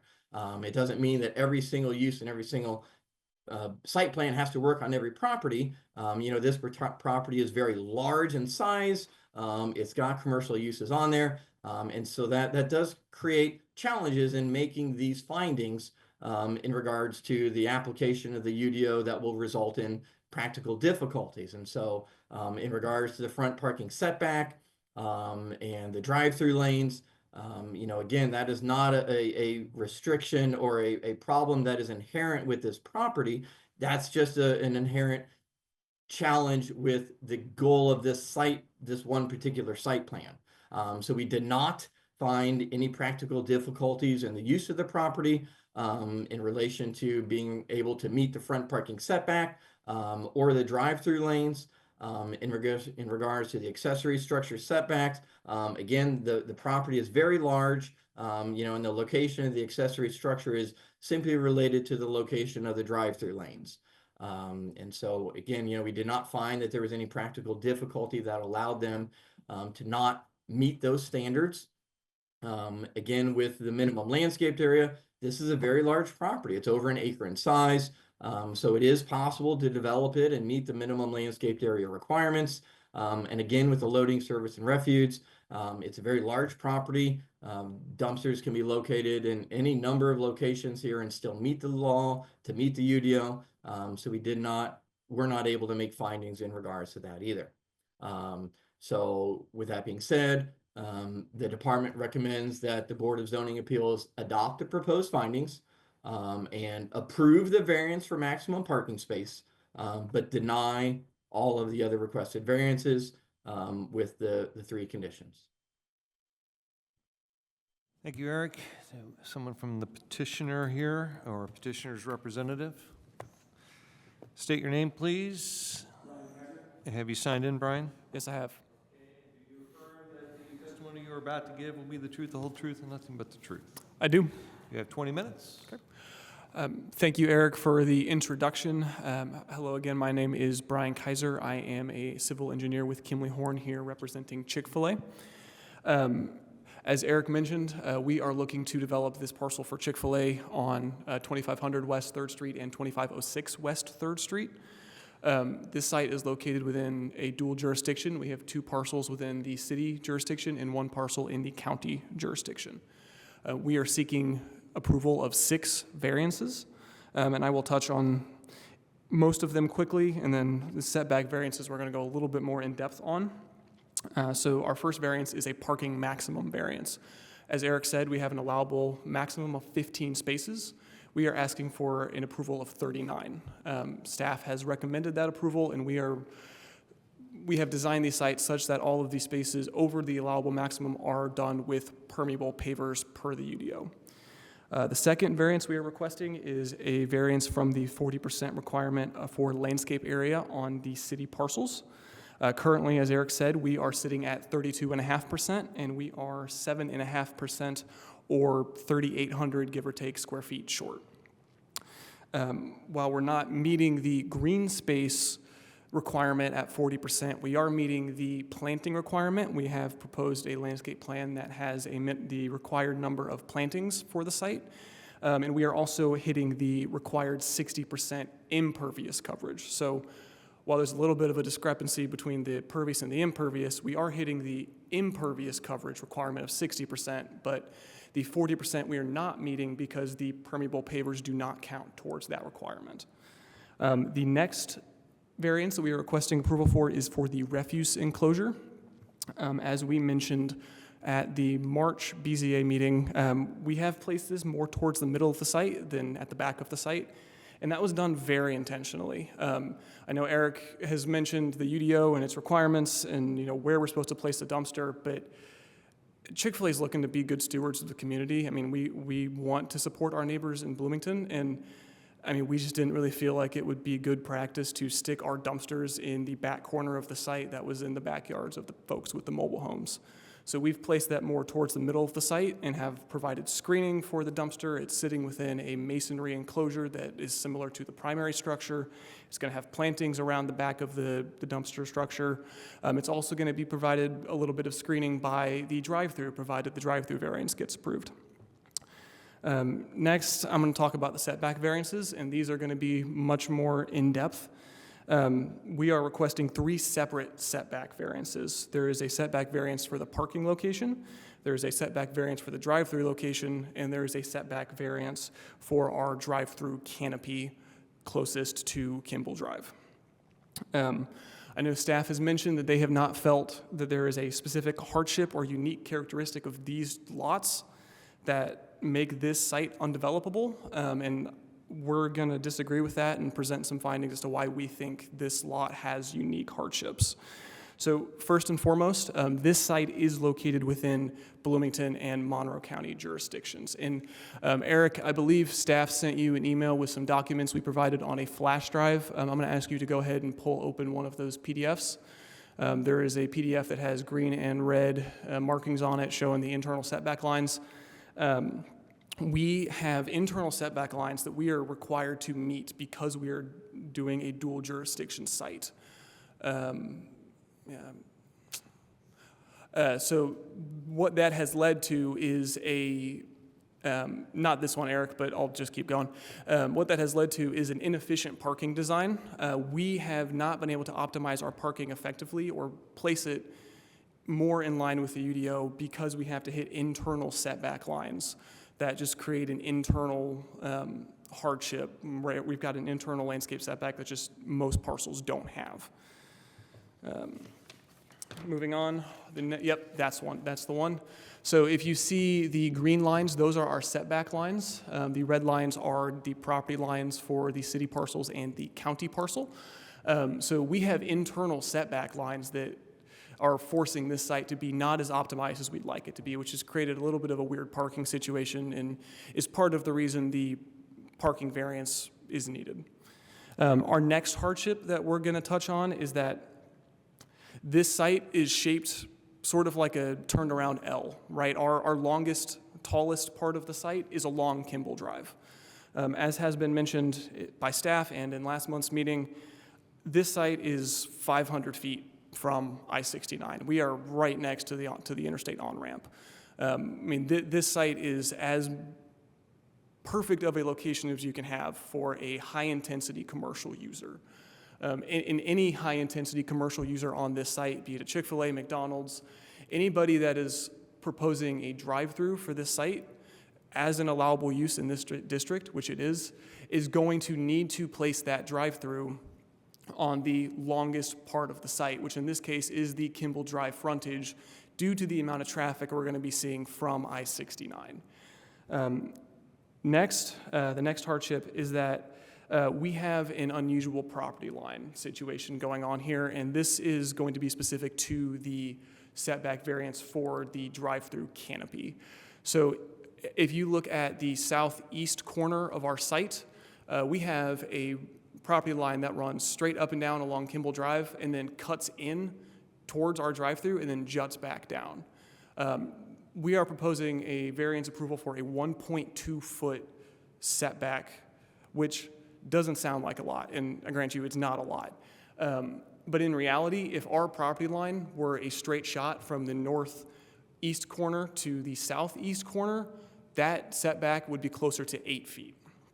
And just to add to our argument, we are proposing right-of-way improvements for Kimball Drive. If you take the setback from the edge of the new edge of pavement along Kimball Drive to the drive-through canopy, that setback becomes closer to 13 feet, 12 and a half feet. So we have a unique property line situation that creates a little bit of a hardship for our canopy setback. And certainly neither the 7.8 feet or the 12 and a half feet removes the need for the variance, but it makes it a lot better than the 1.2 feet. So we just wanted to make it clear as to why that is as small of a setback as it is. The next hardship we're going to touch on for this site is that we are sitting on a corner, and that is not unique to this property. I mean, there are certainly other properties in Bloomington that are sitting on a corner, but not every property in Bloomington is sitting on a corner, right? And not every property gets judged as if they are sitting on a corner. And because we are sitting on a corner, we have to adhere to multiple front setbacks.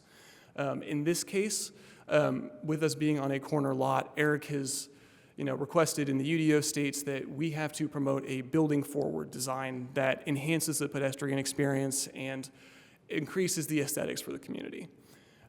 Because of our use, because we have a drive-through, because we can't deliver food to the passenger side of a car, we have placed the building where it is. And we have put that building along the 3rd Street frontage, thereby promoting a building forward design on the higher classification frontage. Right, most of the cars that are getting off of I-69 on 3rd Street, they're going to be headed towards downtown, and they are going to see this Chick-fil-A sitting on the 3rd Street frontage, and it will give the appearance of a building forward design, even though we are not technically going for a building forward design along Kimball Drive, which has the lower street classification.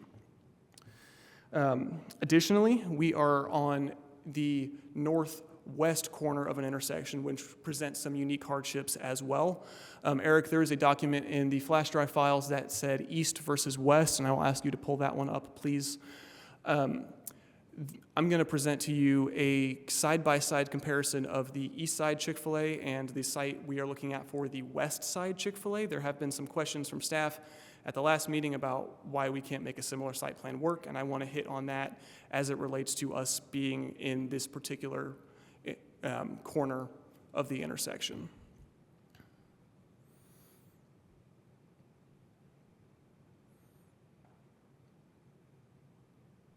Maybe.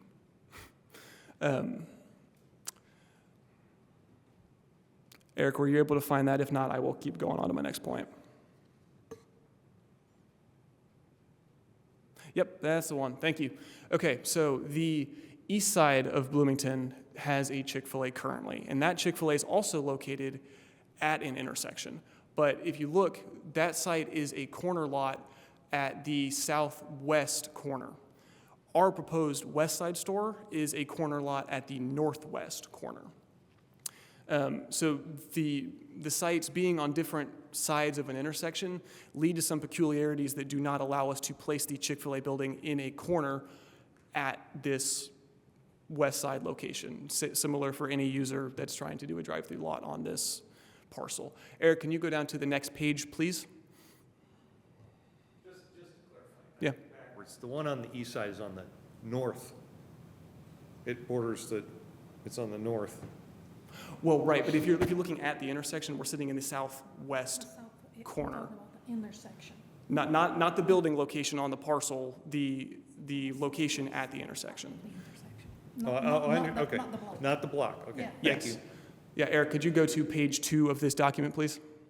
So if you look, I have taken the east side store and I've rotated this 90 degrees so that both parcels are sitting in the same corner, right? If you look at this view, both parcels are now sitting in the northwest corner of the intersection.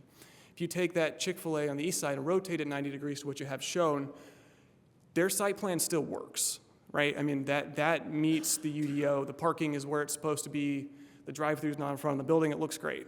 And if we had an opportunity, we would do something similar. But the reason we don't have something similar on our lot that we are proposing for the west side is that their curb cuts are in a different location. Our curb cut on this site, based on the UDO and based on the city's requirements, we had to move it as far back as we could along the Kimball frontage. So while their curb cuts are along the west side of the site, our curb cut, per the UDO, has to be in the northeast corner of our parcel. So that would not allow us to place the drive-through in the building as has been shown in this rotated east side store. Eric, if you go down to page 3, please. I have a very quick, very bad markup, excuse me, I am not an art major, showing how that would look, showing why that would cause problems given our required curb cut location. So the purple line, a little bit hard to see, would be the building. The green would be where the drive-thru would be, similar to the rotated east side store. And the blue lines up at the top would be the curb cut. And as you can see, there wouldn't be anywhere for traffic to cross the drive-thru. I'm also going to move on to the next hardship. Eric, thank you for having this pulled up. Ultimately, I mean, we have placed this in a way that we feel is best for the site, for the city, and we're doing everything we can to meet the UDO requirements. Eric has mentioned time and again that the UDO is written to promote a building forward design for the city with improved pedestrian experiences and a community aesthetics that need a pedestrian oriented streetscape experience. And I just want to reiterate that we have taken steps to promote that vision. And we're proposing the required right-of-way improvements with tree plots and sidewalks, and we have taken steps to further screen our site to help increase that pedestrian experience with a 3.5-foot knee wall, as Eric showed. To put it plainly, I mean, Chick-fil-A wants to be here, and this is a net win for the city. I mean, it's two, old commercial centers that are currently not really doing anything at the moment. It's a much more increased pedestrian experience at this corner. It's, visually much more pleasing, and ultimately it's a traffic driver, right? It brings more people to the city of Bloomington that are on their way from Indy, going south. It, provides tax benefits and, lots of jobs. And like I said, I feel like it's a net win. We have 5-6 minutes left, so I'm gonna turn this over to Sean Walker, our development lead. She is online. Sean, if you have nothing to add, just introduce yourself, and then we will hold the balance of our time for after questions. Thank you. For a moment, does she intend to speak now? Yes, she intends to speak now. Give me your first and last name, please. Good afternoon, Board. My name is Sean Walker. And do you affirm that the testimony you're about to give will be the truth, the whole truth, and nothing but the truth? Yes, sir. For the staff, they have an additional 30 seconds since I interrupted him, so you have 6 minutes, 34 seconds left. You may proceed. Thank you so much for the opportunity to speak before you all tonight. My apologies for not being able to attend in person. I am grateful for the virtual option, and hopefully we have the opportunity to meet soon.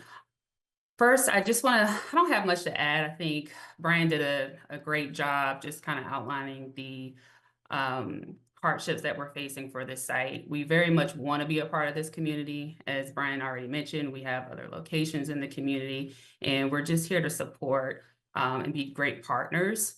We understand that there is a UDO in place, and we want to help uphold that to the best of our ability. And I think we've done that with the plans that we've shown tonight, as well as the 6 or 7 iterations that we've done prior. A couple of notes I just want to add is, Brian mentioned we are removing older buildings and replacing them with new, but we're also beautifying this location. When I look at the area today, I don't see a lot of vegetation, a lot of trees along the streetscape there, and that's something that we will be adding not only along West 3rd, but also along Kimball. So again, I do believe that elevates the quality and curb appeal. We have street trees that can grow up to maybe 40 and 60 feet. So it does kind of soften up the area, as well as the knee wall that we are proposing. We will increase pedestrian activity compared to what's there today, or at least the pedestrian connectivity. There is no direct sidewalk connection to the buildings along West 3rd, not the Cozy Table, but the one next door. And if you look all up and down that corridor, at least on the same side of our street, I think I counted about 10 buildings within that same block, and only 3 have direct sidewalk connections. So people are walking along the streets and crossing access drives today to get to the front of the businesses there. And I'm not even accounting for the ones that are across West 3rd, just the same side of the street that we're on. I do understand the code has changed over time, and I do recognize there are a few businesses that have it, but we are also including direct pedestrian connectivity as well. We're also removing 2 access points along West 3rd Street, and I believe Eric mentioned he had concerns about safety. And to me, that does increase the safety along West 3rd. We're reducing conflict points. We have the fewer driveways, which means fewer locations where vehicles are turning in and out of West 3rd. So every access point that we have will connect to Kimball, which directly ties to the signalized access point, and that does help improve traffic flow, and it does reduce any conflict between vehicles and pedestrians along West 3rd compared to what's there today. I think overall, I would say as far as our Chick-fil-A site selection piece, our broker is local to the area. He's unable to attend tonight. His wife is having a 50th birthday celebration, and we want to support that. But outside of that, we've been searching through his efforts for 5 to 6 years now. And I believe we mentioned this last time, but I just want to reiterate it. We have been searching the market, and we've considered everything in this trade area. And as of today, we don't have anything else that's available that works for us and meets our specific site criteria. So we don't want to consider any sites. We try to avoid any sites that are second tier, that are off the main drag. We prefer being the front row seat, having first tier visibility and prominence, and that's something that makes our sites and our projects successful. So we are near the interstate, which Eric also mentioned, and just being along West 3rd inside of that interstate, closer to the population density, but also close enough to capture that interstate traffic is what is appealing to us for this site. The visibility is strong here, being well positioned along the main street, West 3rd, and just having signalized access. That's also a key for us. So I know people talk about, the elephant in the room sometimes is our traffic. I understand that. We do consult with traffic engineers on every site, as well as work with the city as best as we can for each project. And that happens not only once we open, but along the way.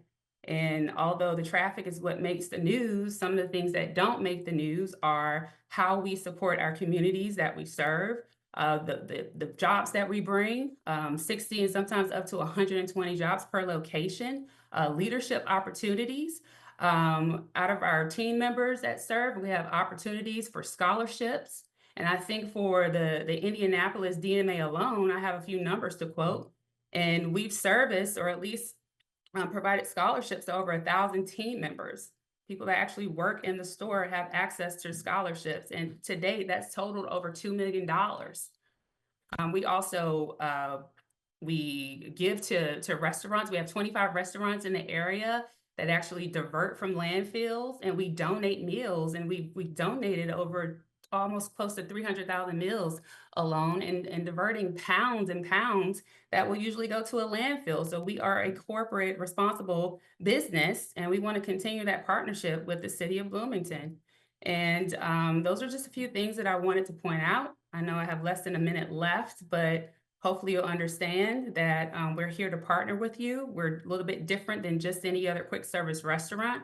We think we've optimized this design as best as we could, with the addition of the knee wall, which pushes it a step further than what we presented last time. And we really hope you consider this request and look favorably upon us. Thank you. You reserve just under 30 seconds for any final comments. Before we go back to the board for any questions, I want to thank the petitioner for the marketing information that you provided us. However, I do want to remind everyone in chambers that we are here to discuss requests for variances, and we will, from here on out, ask that we kind of really focus in on the variances that you're requesting and how, why it is that we should be granting those variances. But we do appreciate the background in your company, so thank you for that.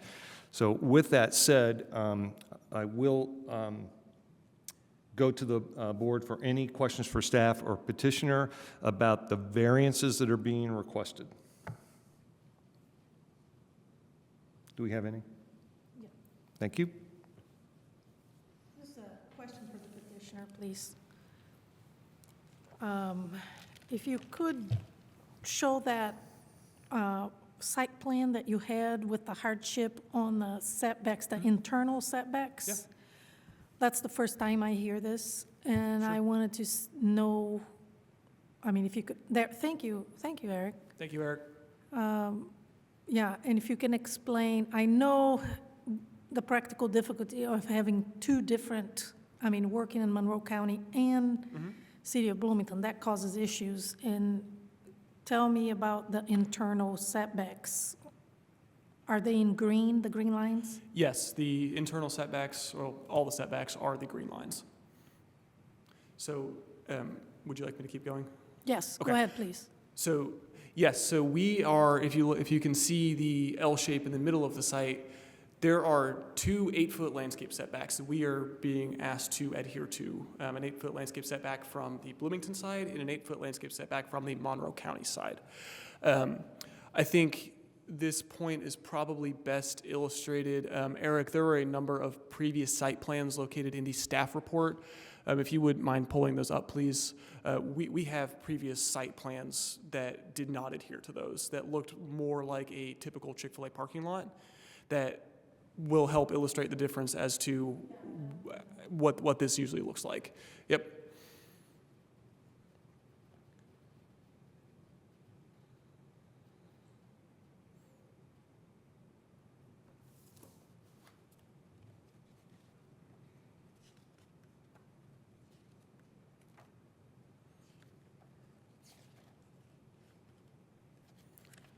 Eric, can you actually turn to page 104 of the staff report, please?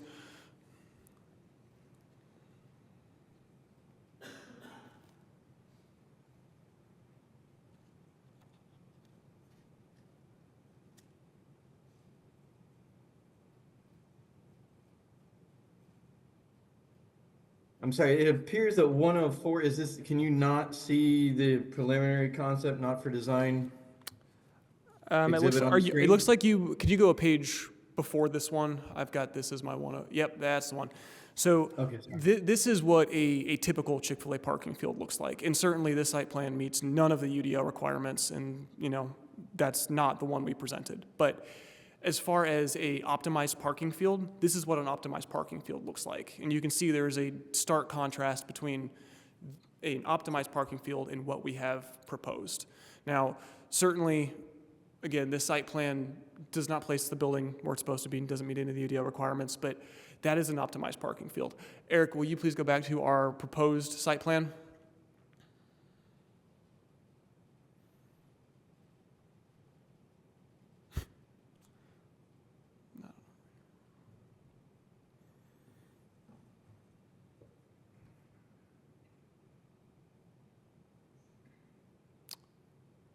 Yep, that'll work. So as you can see, there's a stark contrast between the optimized parking field and what's been proposed here, and part of that is due to meeting the UDO requirements, and part of that is adhering to landscape setbacks. So the previous parking lot that you saw had essentially no landscaping within the parking lot with the exception of the islands. Here, we have essentially maneuvered our parking lot in such a way that we can adhere to those landscape setbacks to the extent possible, with the exception of our internal curb cut that crosses the property line. We have effectively 16 feet, a 16-foot wide strip of landscaping that is placed within the middle of our site that creates parking inefficiencies, right? No matter where the building was on this site, no matter how much parking we were proposing, those landscape setbacks would have to be met. Now, because we are proposing 39 parking spaces, this looks a little bit different than a site that would have 15 parking spaces, but any user on this site, be it a Chick-fil-A, whoever else, they are going to have to adhere to those internal setback lines as well, and it will most likely lead to parking inefficiencies for them also. So hopefully that answers your question. I appreciate it, because I was wondering why not move things around? Why not put the parking lot in a different place? So this actually makes sense now. Okay. Thank you. Thank you. So, Sure. Eric.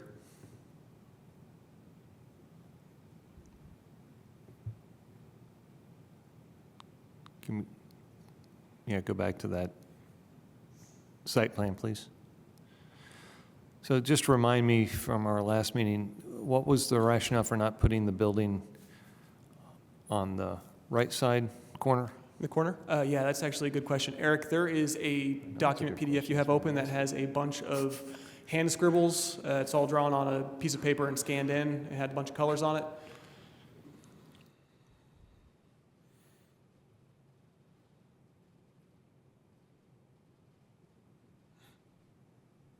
That's the one. Yeah, again, apologies, not an art major. This was done quickly this morning. So if you look at this hand sketch, this is a real quick and dirty what the site plan would look like if we were in the corner, right? So what you see is that we have our curb cut where it is required to be. and a drive-through in a place that allows us to have cars getting food delivered to the driver's side of the car. What happens is cars approach the building, make a turn, come down to the canopy, and get food delivered, and they leave the drive-through. But what this site plan is attempting to illustrate is that there's nowhere for pedestrians to cross into the building, right?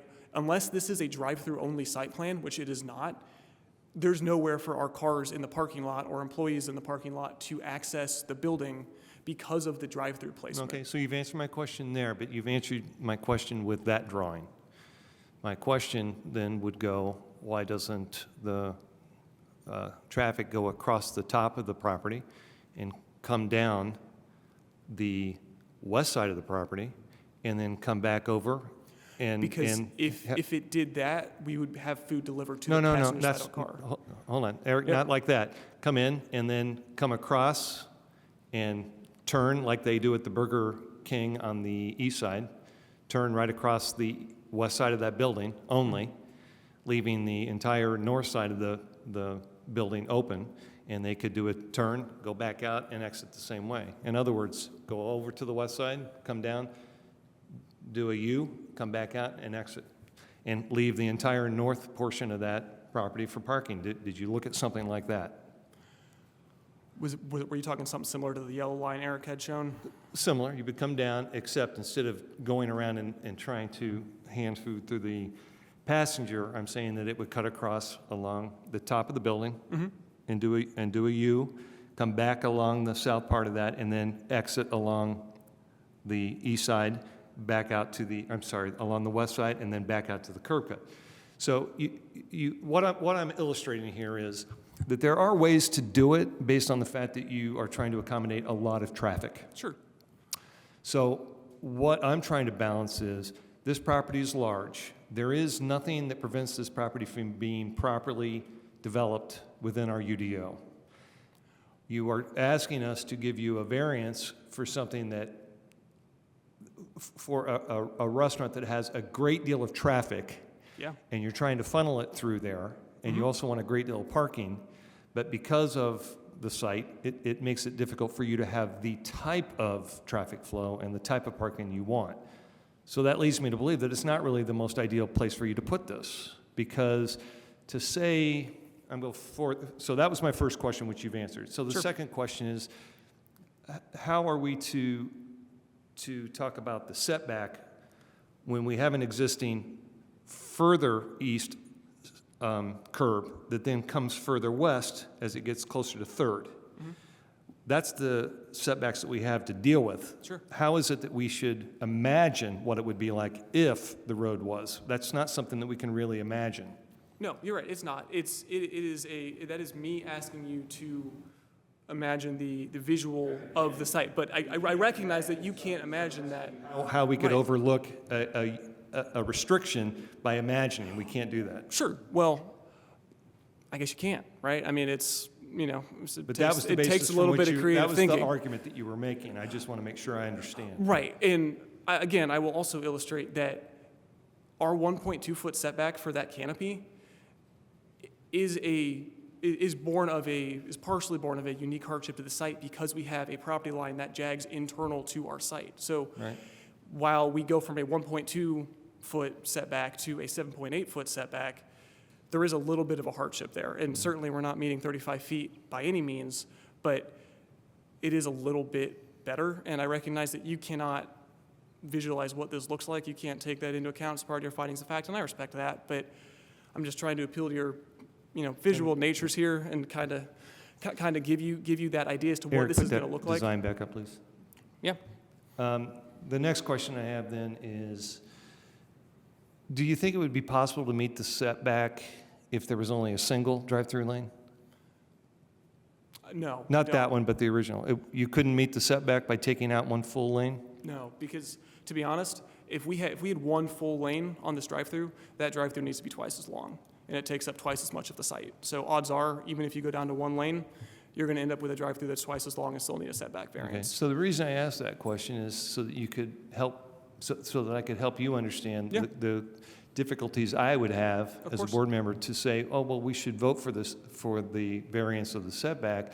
When what you're telling me is, we want to put so many cars onto this property that we need a setback. Sure. Variance. And that's what's disturbing to me, is that it is large, but you're really trying to push a lot of cars into a space that, because of the curb cut, that it makes it very, very difficult Absolutely. to do this safely. Sure. And within the designs of what we're trying to do for the community.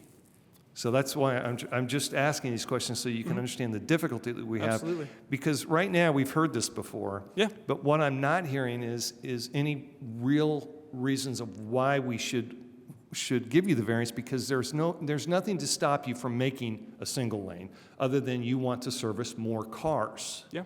So I get that. But that, to me, tells me that the site's not large enough for you, because you can't make that accommodation to meet the UDO. So you've answered my question. That's my question. I'll turn it over to the board. Any others?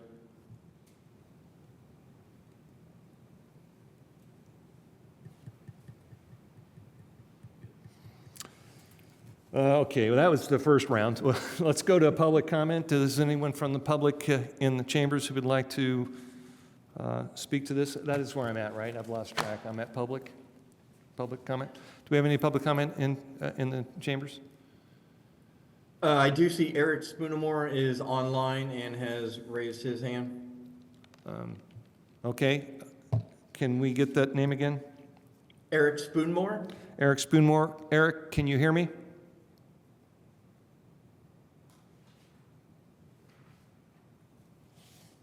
Yes, I can hear you. You'll have 5 minutes. Do you affirm the testimony you're about to give will be the truth, the whole truth, and nothing but the truth? Yes. Okay, you have 5 minutes. Yeah, thanks so much. This is Eric Spoonmore. I'm president of the Bloomington Chamber of Commerce. We're an organization that represents close to 1,000 local businesses in the community. And, just want to say thanks for the time and the volunteerism that you all spend on this board. These are important discussions. I'm here to support all of these variances that are being requested tonight. I think, we've got a company here that and a business here that wants to invest in Bloomington.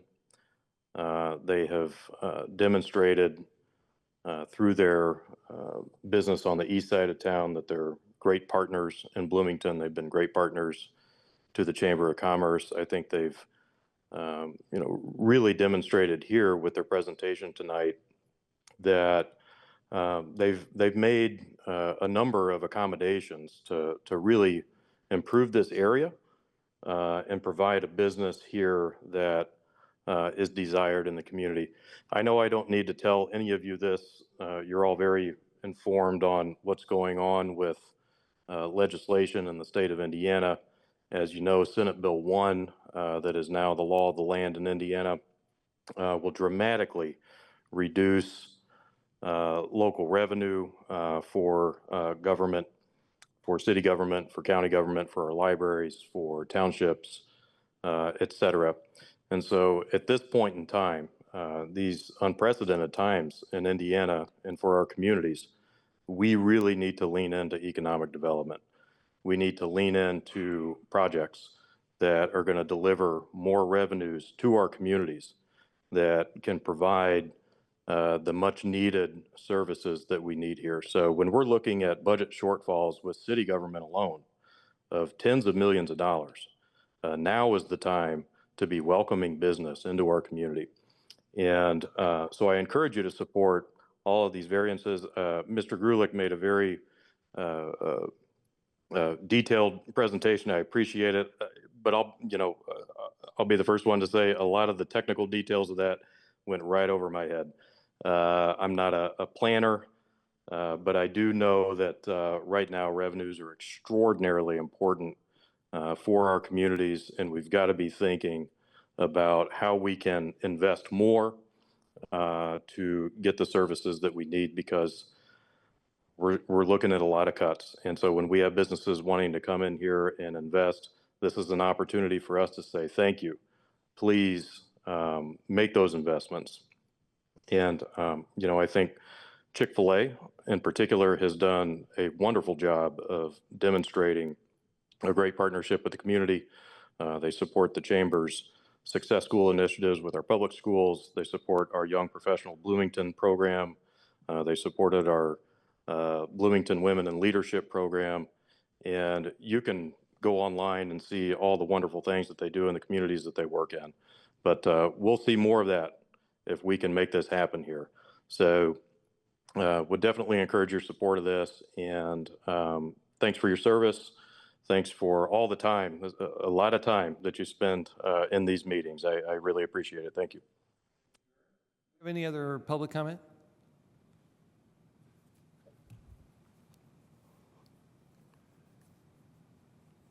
Is that another hand, or is that Eric's? No, that's Eric. So once again, anybody online that would like to speak, please use the raise hand function or send a message via chat and we can recognize you.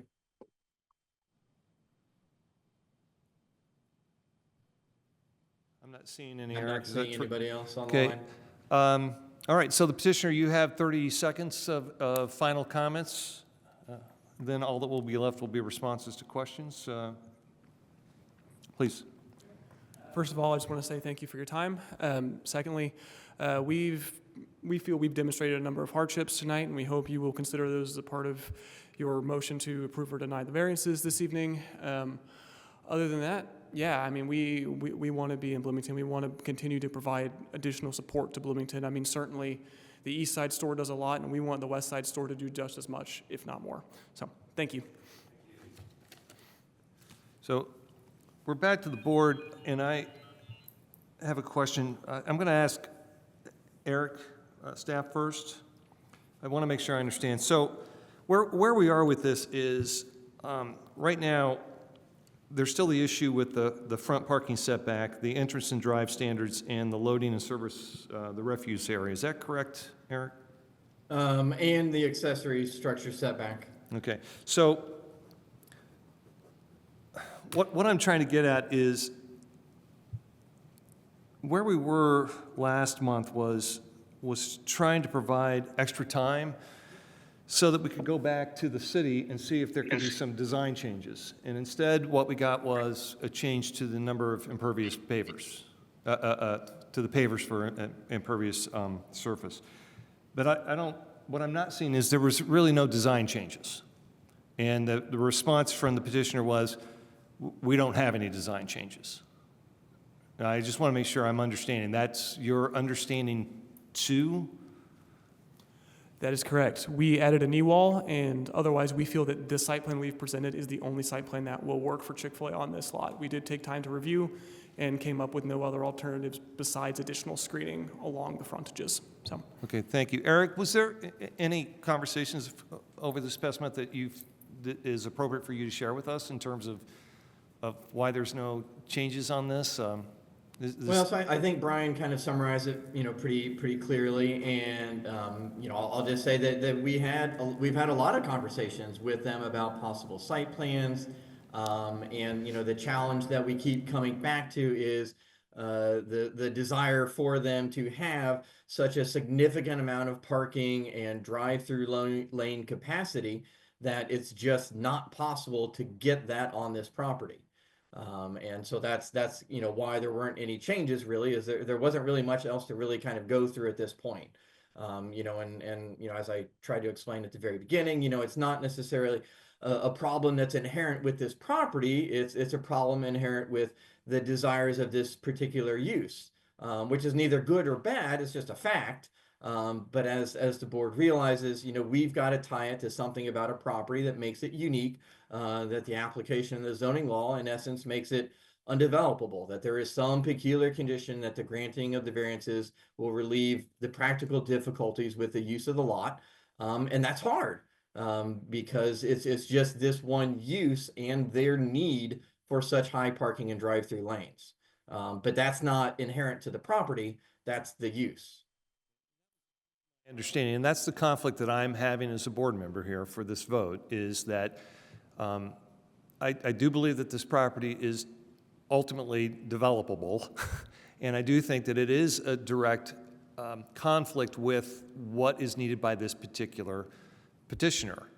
And again, the pointed questions that I had earlier was to try to speed it along, was to just simply get to the point of, that's what I think our problem is, what Eric just said. And as a board member, I really have a hard time granting this change because, first of all, I expressed last month that I think that this is going to be a parking and car backup nightmare in this particular area. I just think that we're cutting too many corners to try to jam it into this thing. That's my opinion. That's my comments. I'll share to that. I think what Eric Spoonmore said, I couldn't agree more. I think there's a lot of valid points to that, to what businesses, they do in this community, job creation. I think that's on the periphery of what we can discuss. I think it's vital. I think it's a central component. The economics that lay before us, I think that's a very valid point. I think this ultimately comes down for me as a square peg round hole issue. I feel like I was really wishing and kind of hoping that you guys would come back this month and say, we've done X, Y, Z. Eric's saying, we can now take this one off, and this one off. You're asking us to overturn 5 out of 6 on only 3 categories that we can vote on. If we could vote just for liking the company and what it could do, sure, could we grant it? But we can't because we have a purview. And I think this points to me, and this is a continued conversation, of the greater issue within the UDO changes that really need to be analyzed and looked at, because this is a missed opportunity in certain ways to me. Who else is going to come along and develop it and do what this company would do? I think there's very few options out there. I think this area could sit for a long time and really continue to be an eyesore. I think that's a really unfortunate state. But again, I think our hands are tied in this because we have to adhere to the purview which abides by the UDO. The UDO is where more change needs to happen. I'm a firm believer in that. But I agree, Joe. I don't think there's enough change that's happened in a month's time. You couldn't do it. You have to do what you have to do. Understandable. But it's just not enough to override 5 out of 6 denials from the city. And I think if the UDO allowed for the drive-through traffic to proceed along 3rd Street between the building and the street, there are things that could be done, but it's because of that desire to have those buildings across the front, which we have to abide by. So, and the issues, they're coming up against some marketing, some economic development, and those types of things. Those are all great, and those are all things that we take into account.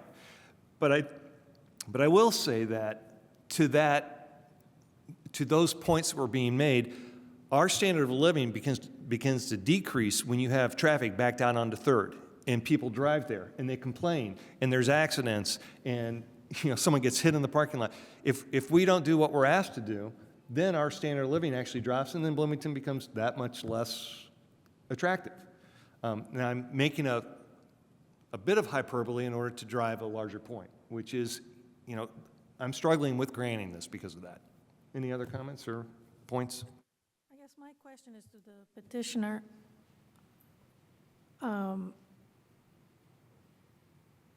Have you tried to mirror this? I'm sure you have, but have you tried to mirror this design so the building sits in the corner and then you work the drive-through through the parking lot? Yes, ma'am, we have. It's that markup that I had with the pen on paper and the colors, Yes. It's effectively that, where the drive-through ends up blocking off the building from the parking lot. There's no way for the pedestrians to access the Wouldn't building. Wouldn't you be able to create,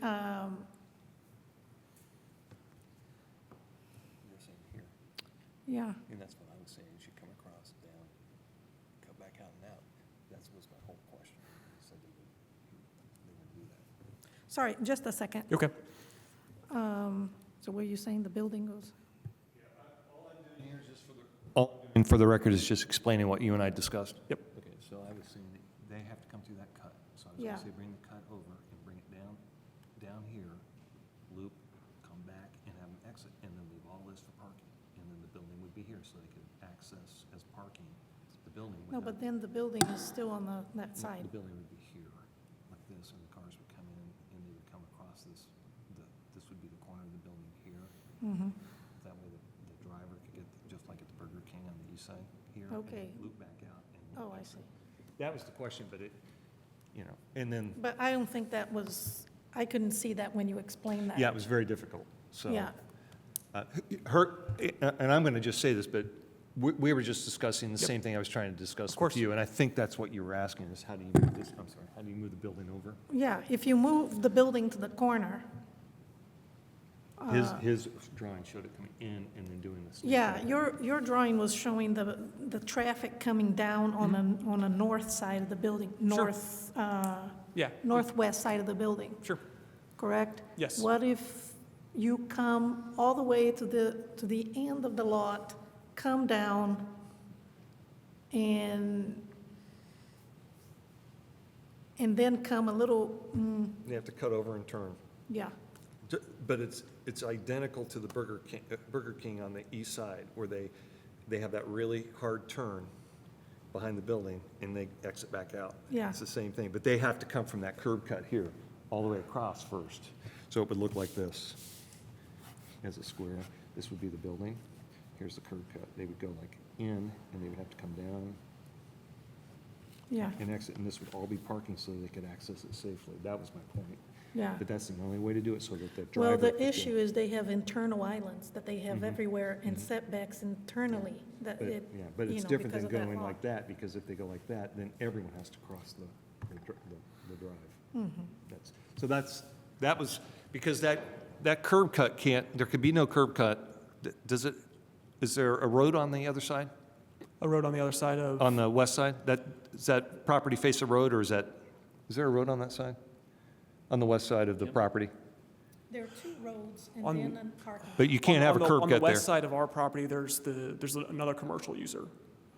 Oh, okay, that's what I was asking. Yeah. Thank you. Yeah, So- it's a building. So it's Yep. it's landlocked. Yeah, it's landlocked. Yeah. So we- it yeah, has one point of entry. Yeah, That's our the curb issue. cut is in the place it has to be based on the city's requirements in the UDO. We cannot put it anywhere else. We cannot access Third Street. We can only access Kimball, and it has to be where it is. Exactly. Yep. So that's why, again, we're coming to an understanding of what it is we're trying to do. And Yep. we also understand that what we're asking you even is that it's like a racetrack. But Yeah. at the same time, it's like a racetrack now. Sure, you're not wrong. So, any other comments or questions? If not, I'll entertain a motion, but certainly more discussion, if you would like. Well, I guess I have a procedural question.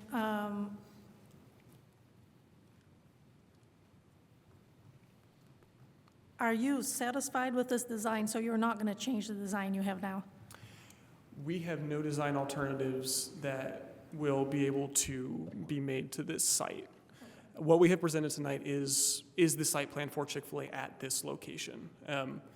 Nothing else, no building location, no single lane drive-through, nothing is going to be able to satisfy the criteria or the concerns presented by the board members tonight that will completely satisfy the UDO either. The site plan that we have presented is our site plan. There are no other design I alternatives. just want you to know, I am pro-business. I Yes. think business does help the town. We do need more jobs. We do, Chick-fil-A does bring a lot of leadership plans for the community. I am completely in favor of that, and I like Chick-fil-A myself. But we see the hardships. We see the complexity of this lot that the three lots that you were trying to work with, and one curb cut, which makes it even more complicated. And to me, it's problematic because we are right by the interstate. It's a perfect location for a fast food place in an interstate. And it just grieves me that we can't find a solution, you know. And there's no possibility of a curb cut on Third, right? It has to be on the Exactly. side I'm like, street. Eric, is there a possibility of a curb cut on Third? Well, so the UDO does, in corner locations, it says that access should come from the lower classified street. But, the petitioner can request, just like the 6 variances they've got tonight, they can request a variance from anything on the UDO. So they could have requested a variance to allow a curb cut on Third and pursued a different alternative, but they went with the package of variances and site plan that is presented. Had you considered how a site plan would work with the curb cut on Third? Would it be closer to meeting the UDO? We could get it closer, certainly, but you start running into a question of, we're asking for 6 variances, now we're asking for 7, right? It's kind of a question of where do you stop? Well, I don't so know if it would be 6 or 7. It would depend on what the but plan. yes. We have, and Eric, if you wouldn't mind, please pull open the staff report with the previous site plans around page 104.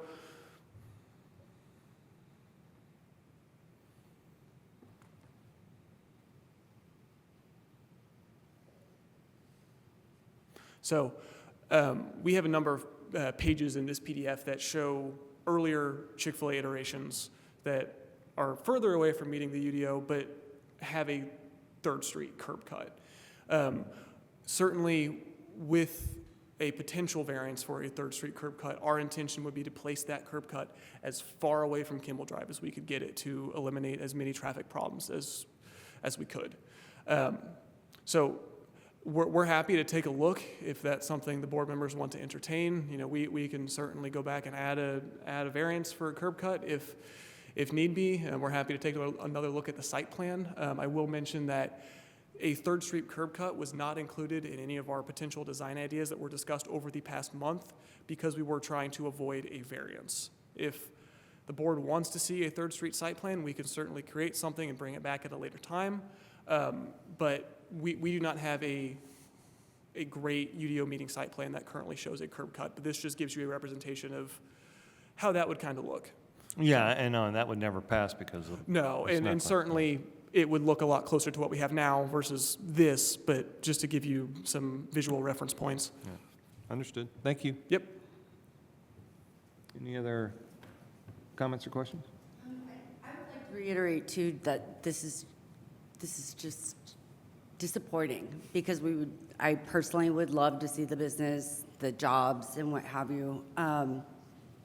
But I do feel as well that our hands are tied with the way that the ordinances are. And it's just overall, I love Chick-fil-A too. I love actually the benefits and the scholarships and everything else that's given to the community. So yeah, I just wanted to reiterate that. And sorry, I'm super dizzy from being in the room. And to clarify that for those listening, which is, it is our requirement to provide alternate findings. We were hopeful that when you would come back with something different, hopeful that there would be something in there that would provide us the room to have alternate findings so that we could grant the variance. We can't just say we love the business and we're going to grant it. We can't do that. So no matter, it doesn't matter how great Chick-fil-A is, and none of us here dispute that. It doesn't matter. It comes down to, we need some help on this, and that was why we wanted the continuance. So at this point, I want the public who listens, those who are reading the record, to understand that we just can't say, okay, because we like it. That's not proper for us to do. Now, with that, we still need a motion.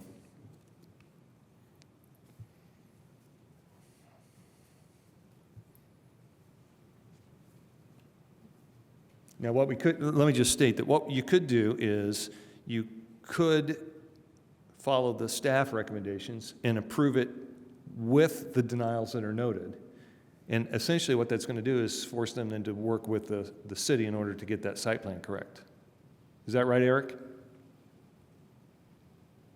Yes, so the way that it's written, it approves 39 parking spaces, so that is a variance that is granted for this use at this location. If they can come up with a different site plan that meets that allowance as well as all other UDO requirements, then we can process that accordingly. So what we're talking about here is just so I can paraphrase again, make sure I understand you, Eric, if someone were to make a motion and that motion were to follow the recommendation presented by the city, that would grant them partial variances, but it would also allow them to move forward with working with you in order to establish the remainder of the site plan so that it falls in compliance. Yes. Do you you understand that? I mean, the petitioner, you will be granted 39 parking spaces, which is a biggie for this town. And then, but you would have to work with the city to figure out how to overcome the other parts. Yes, ma'am, we understand. Okay. Which could include coming back for variances if needed. Okay, I just want to make sure we're clear about how we could go. That's not, I am not putting that forward as a motion.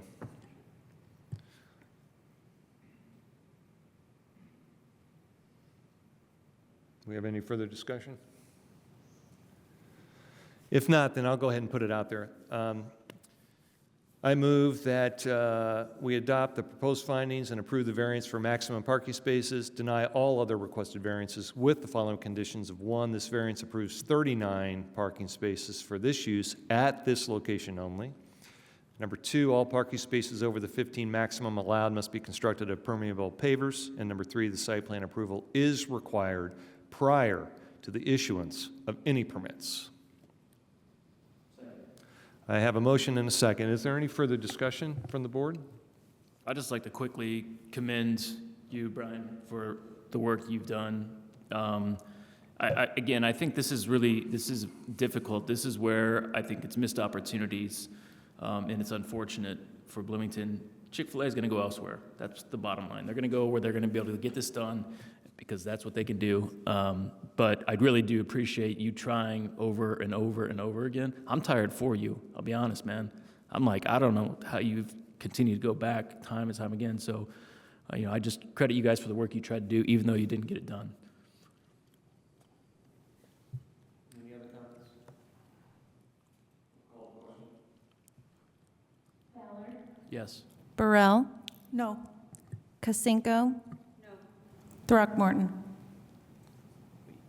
I just want to be sure, a yes vote, I want to be clear, a yes vote is to grant the variance as motioned. So I want to make sure that we're clear on the vote. Was that understood by all? I'll go back. Can I rescind my vote? I usually reiterate that before we vote. So the motion and the second is for granting the variance as stated, which was to give them the variance on the maximum parking spaces, but deny all others with the conditions listed. So a yes vote would be to give them that. A no vote would be to deny them that. With that, I think there was some questions. So we'll go then. I'll call the question again, please. Ballard. Yes. Burrell. Yes. Kasinko. Yes. Throckmorton. Yes, the variance as motioned is passed 4-0. And do we have any other business before the board? Nothing from staff. Okay, seeing none, then we are adjourned.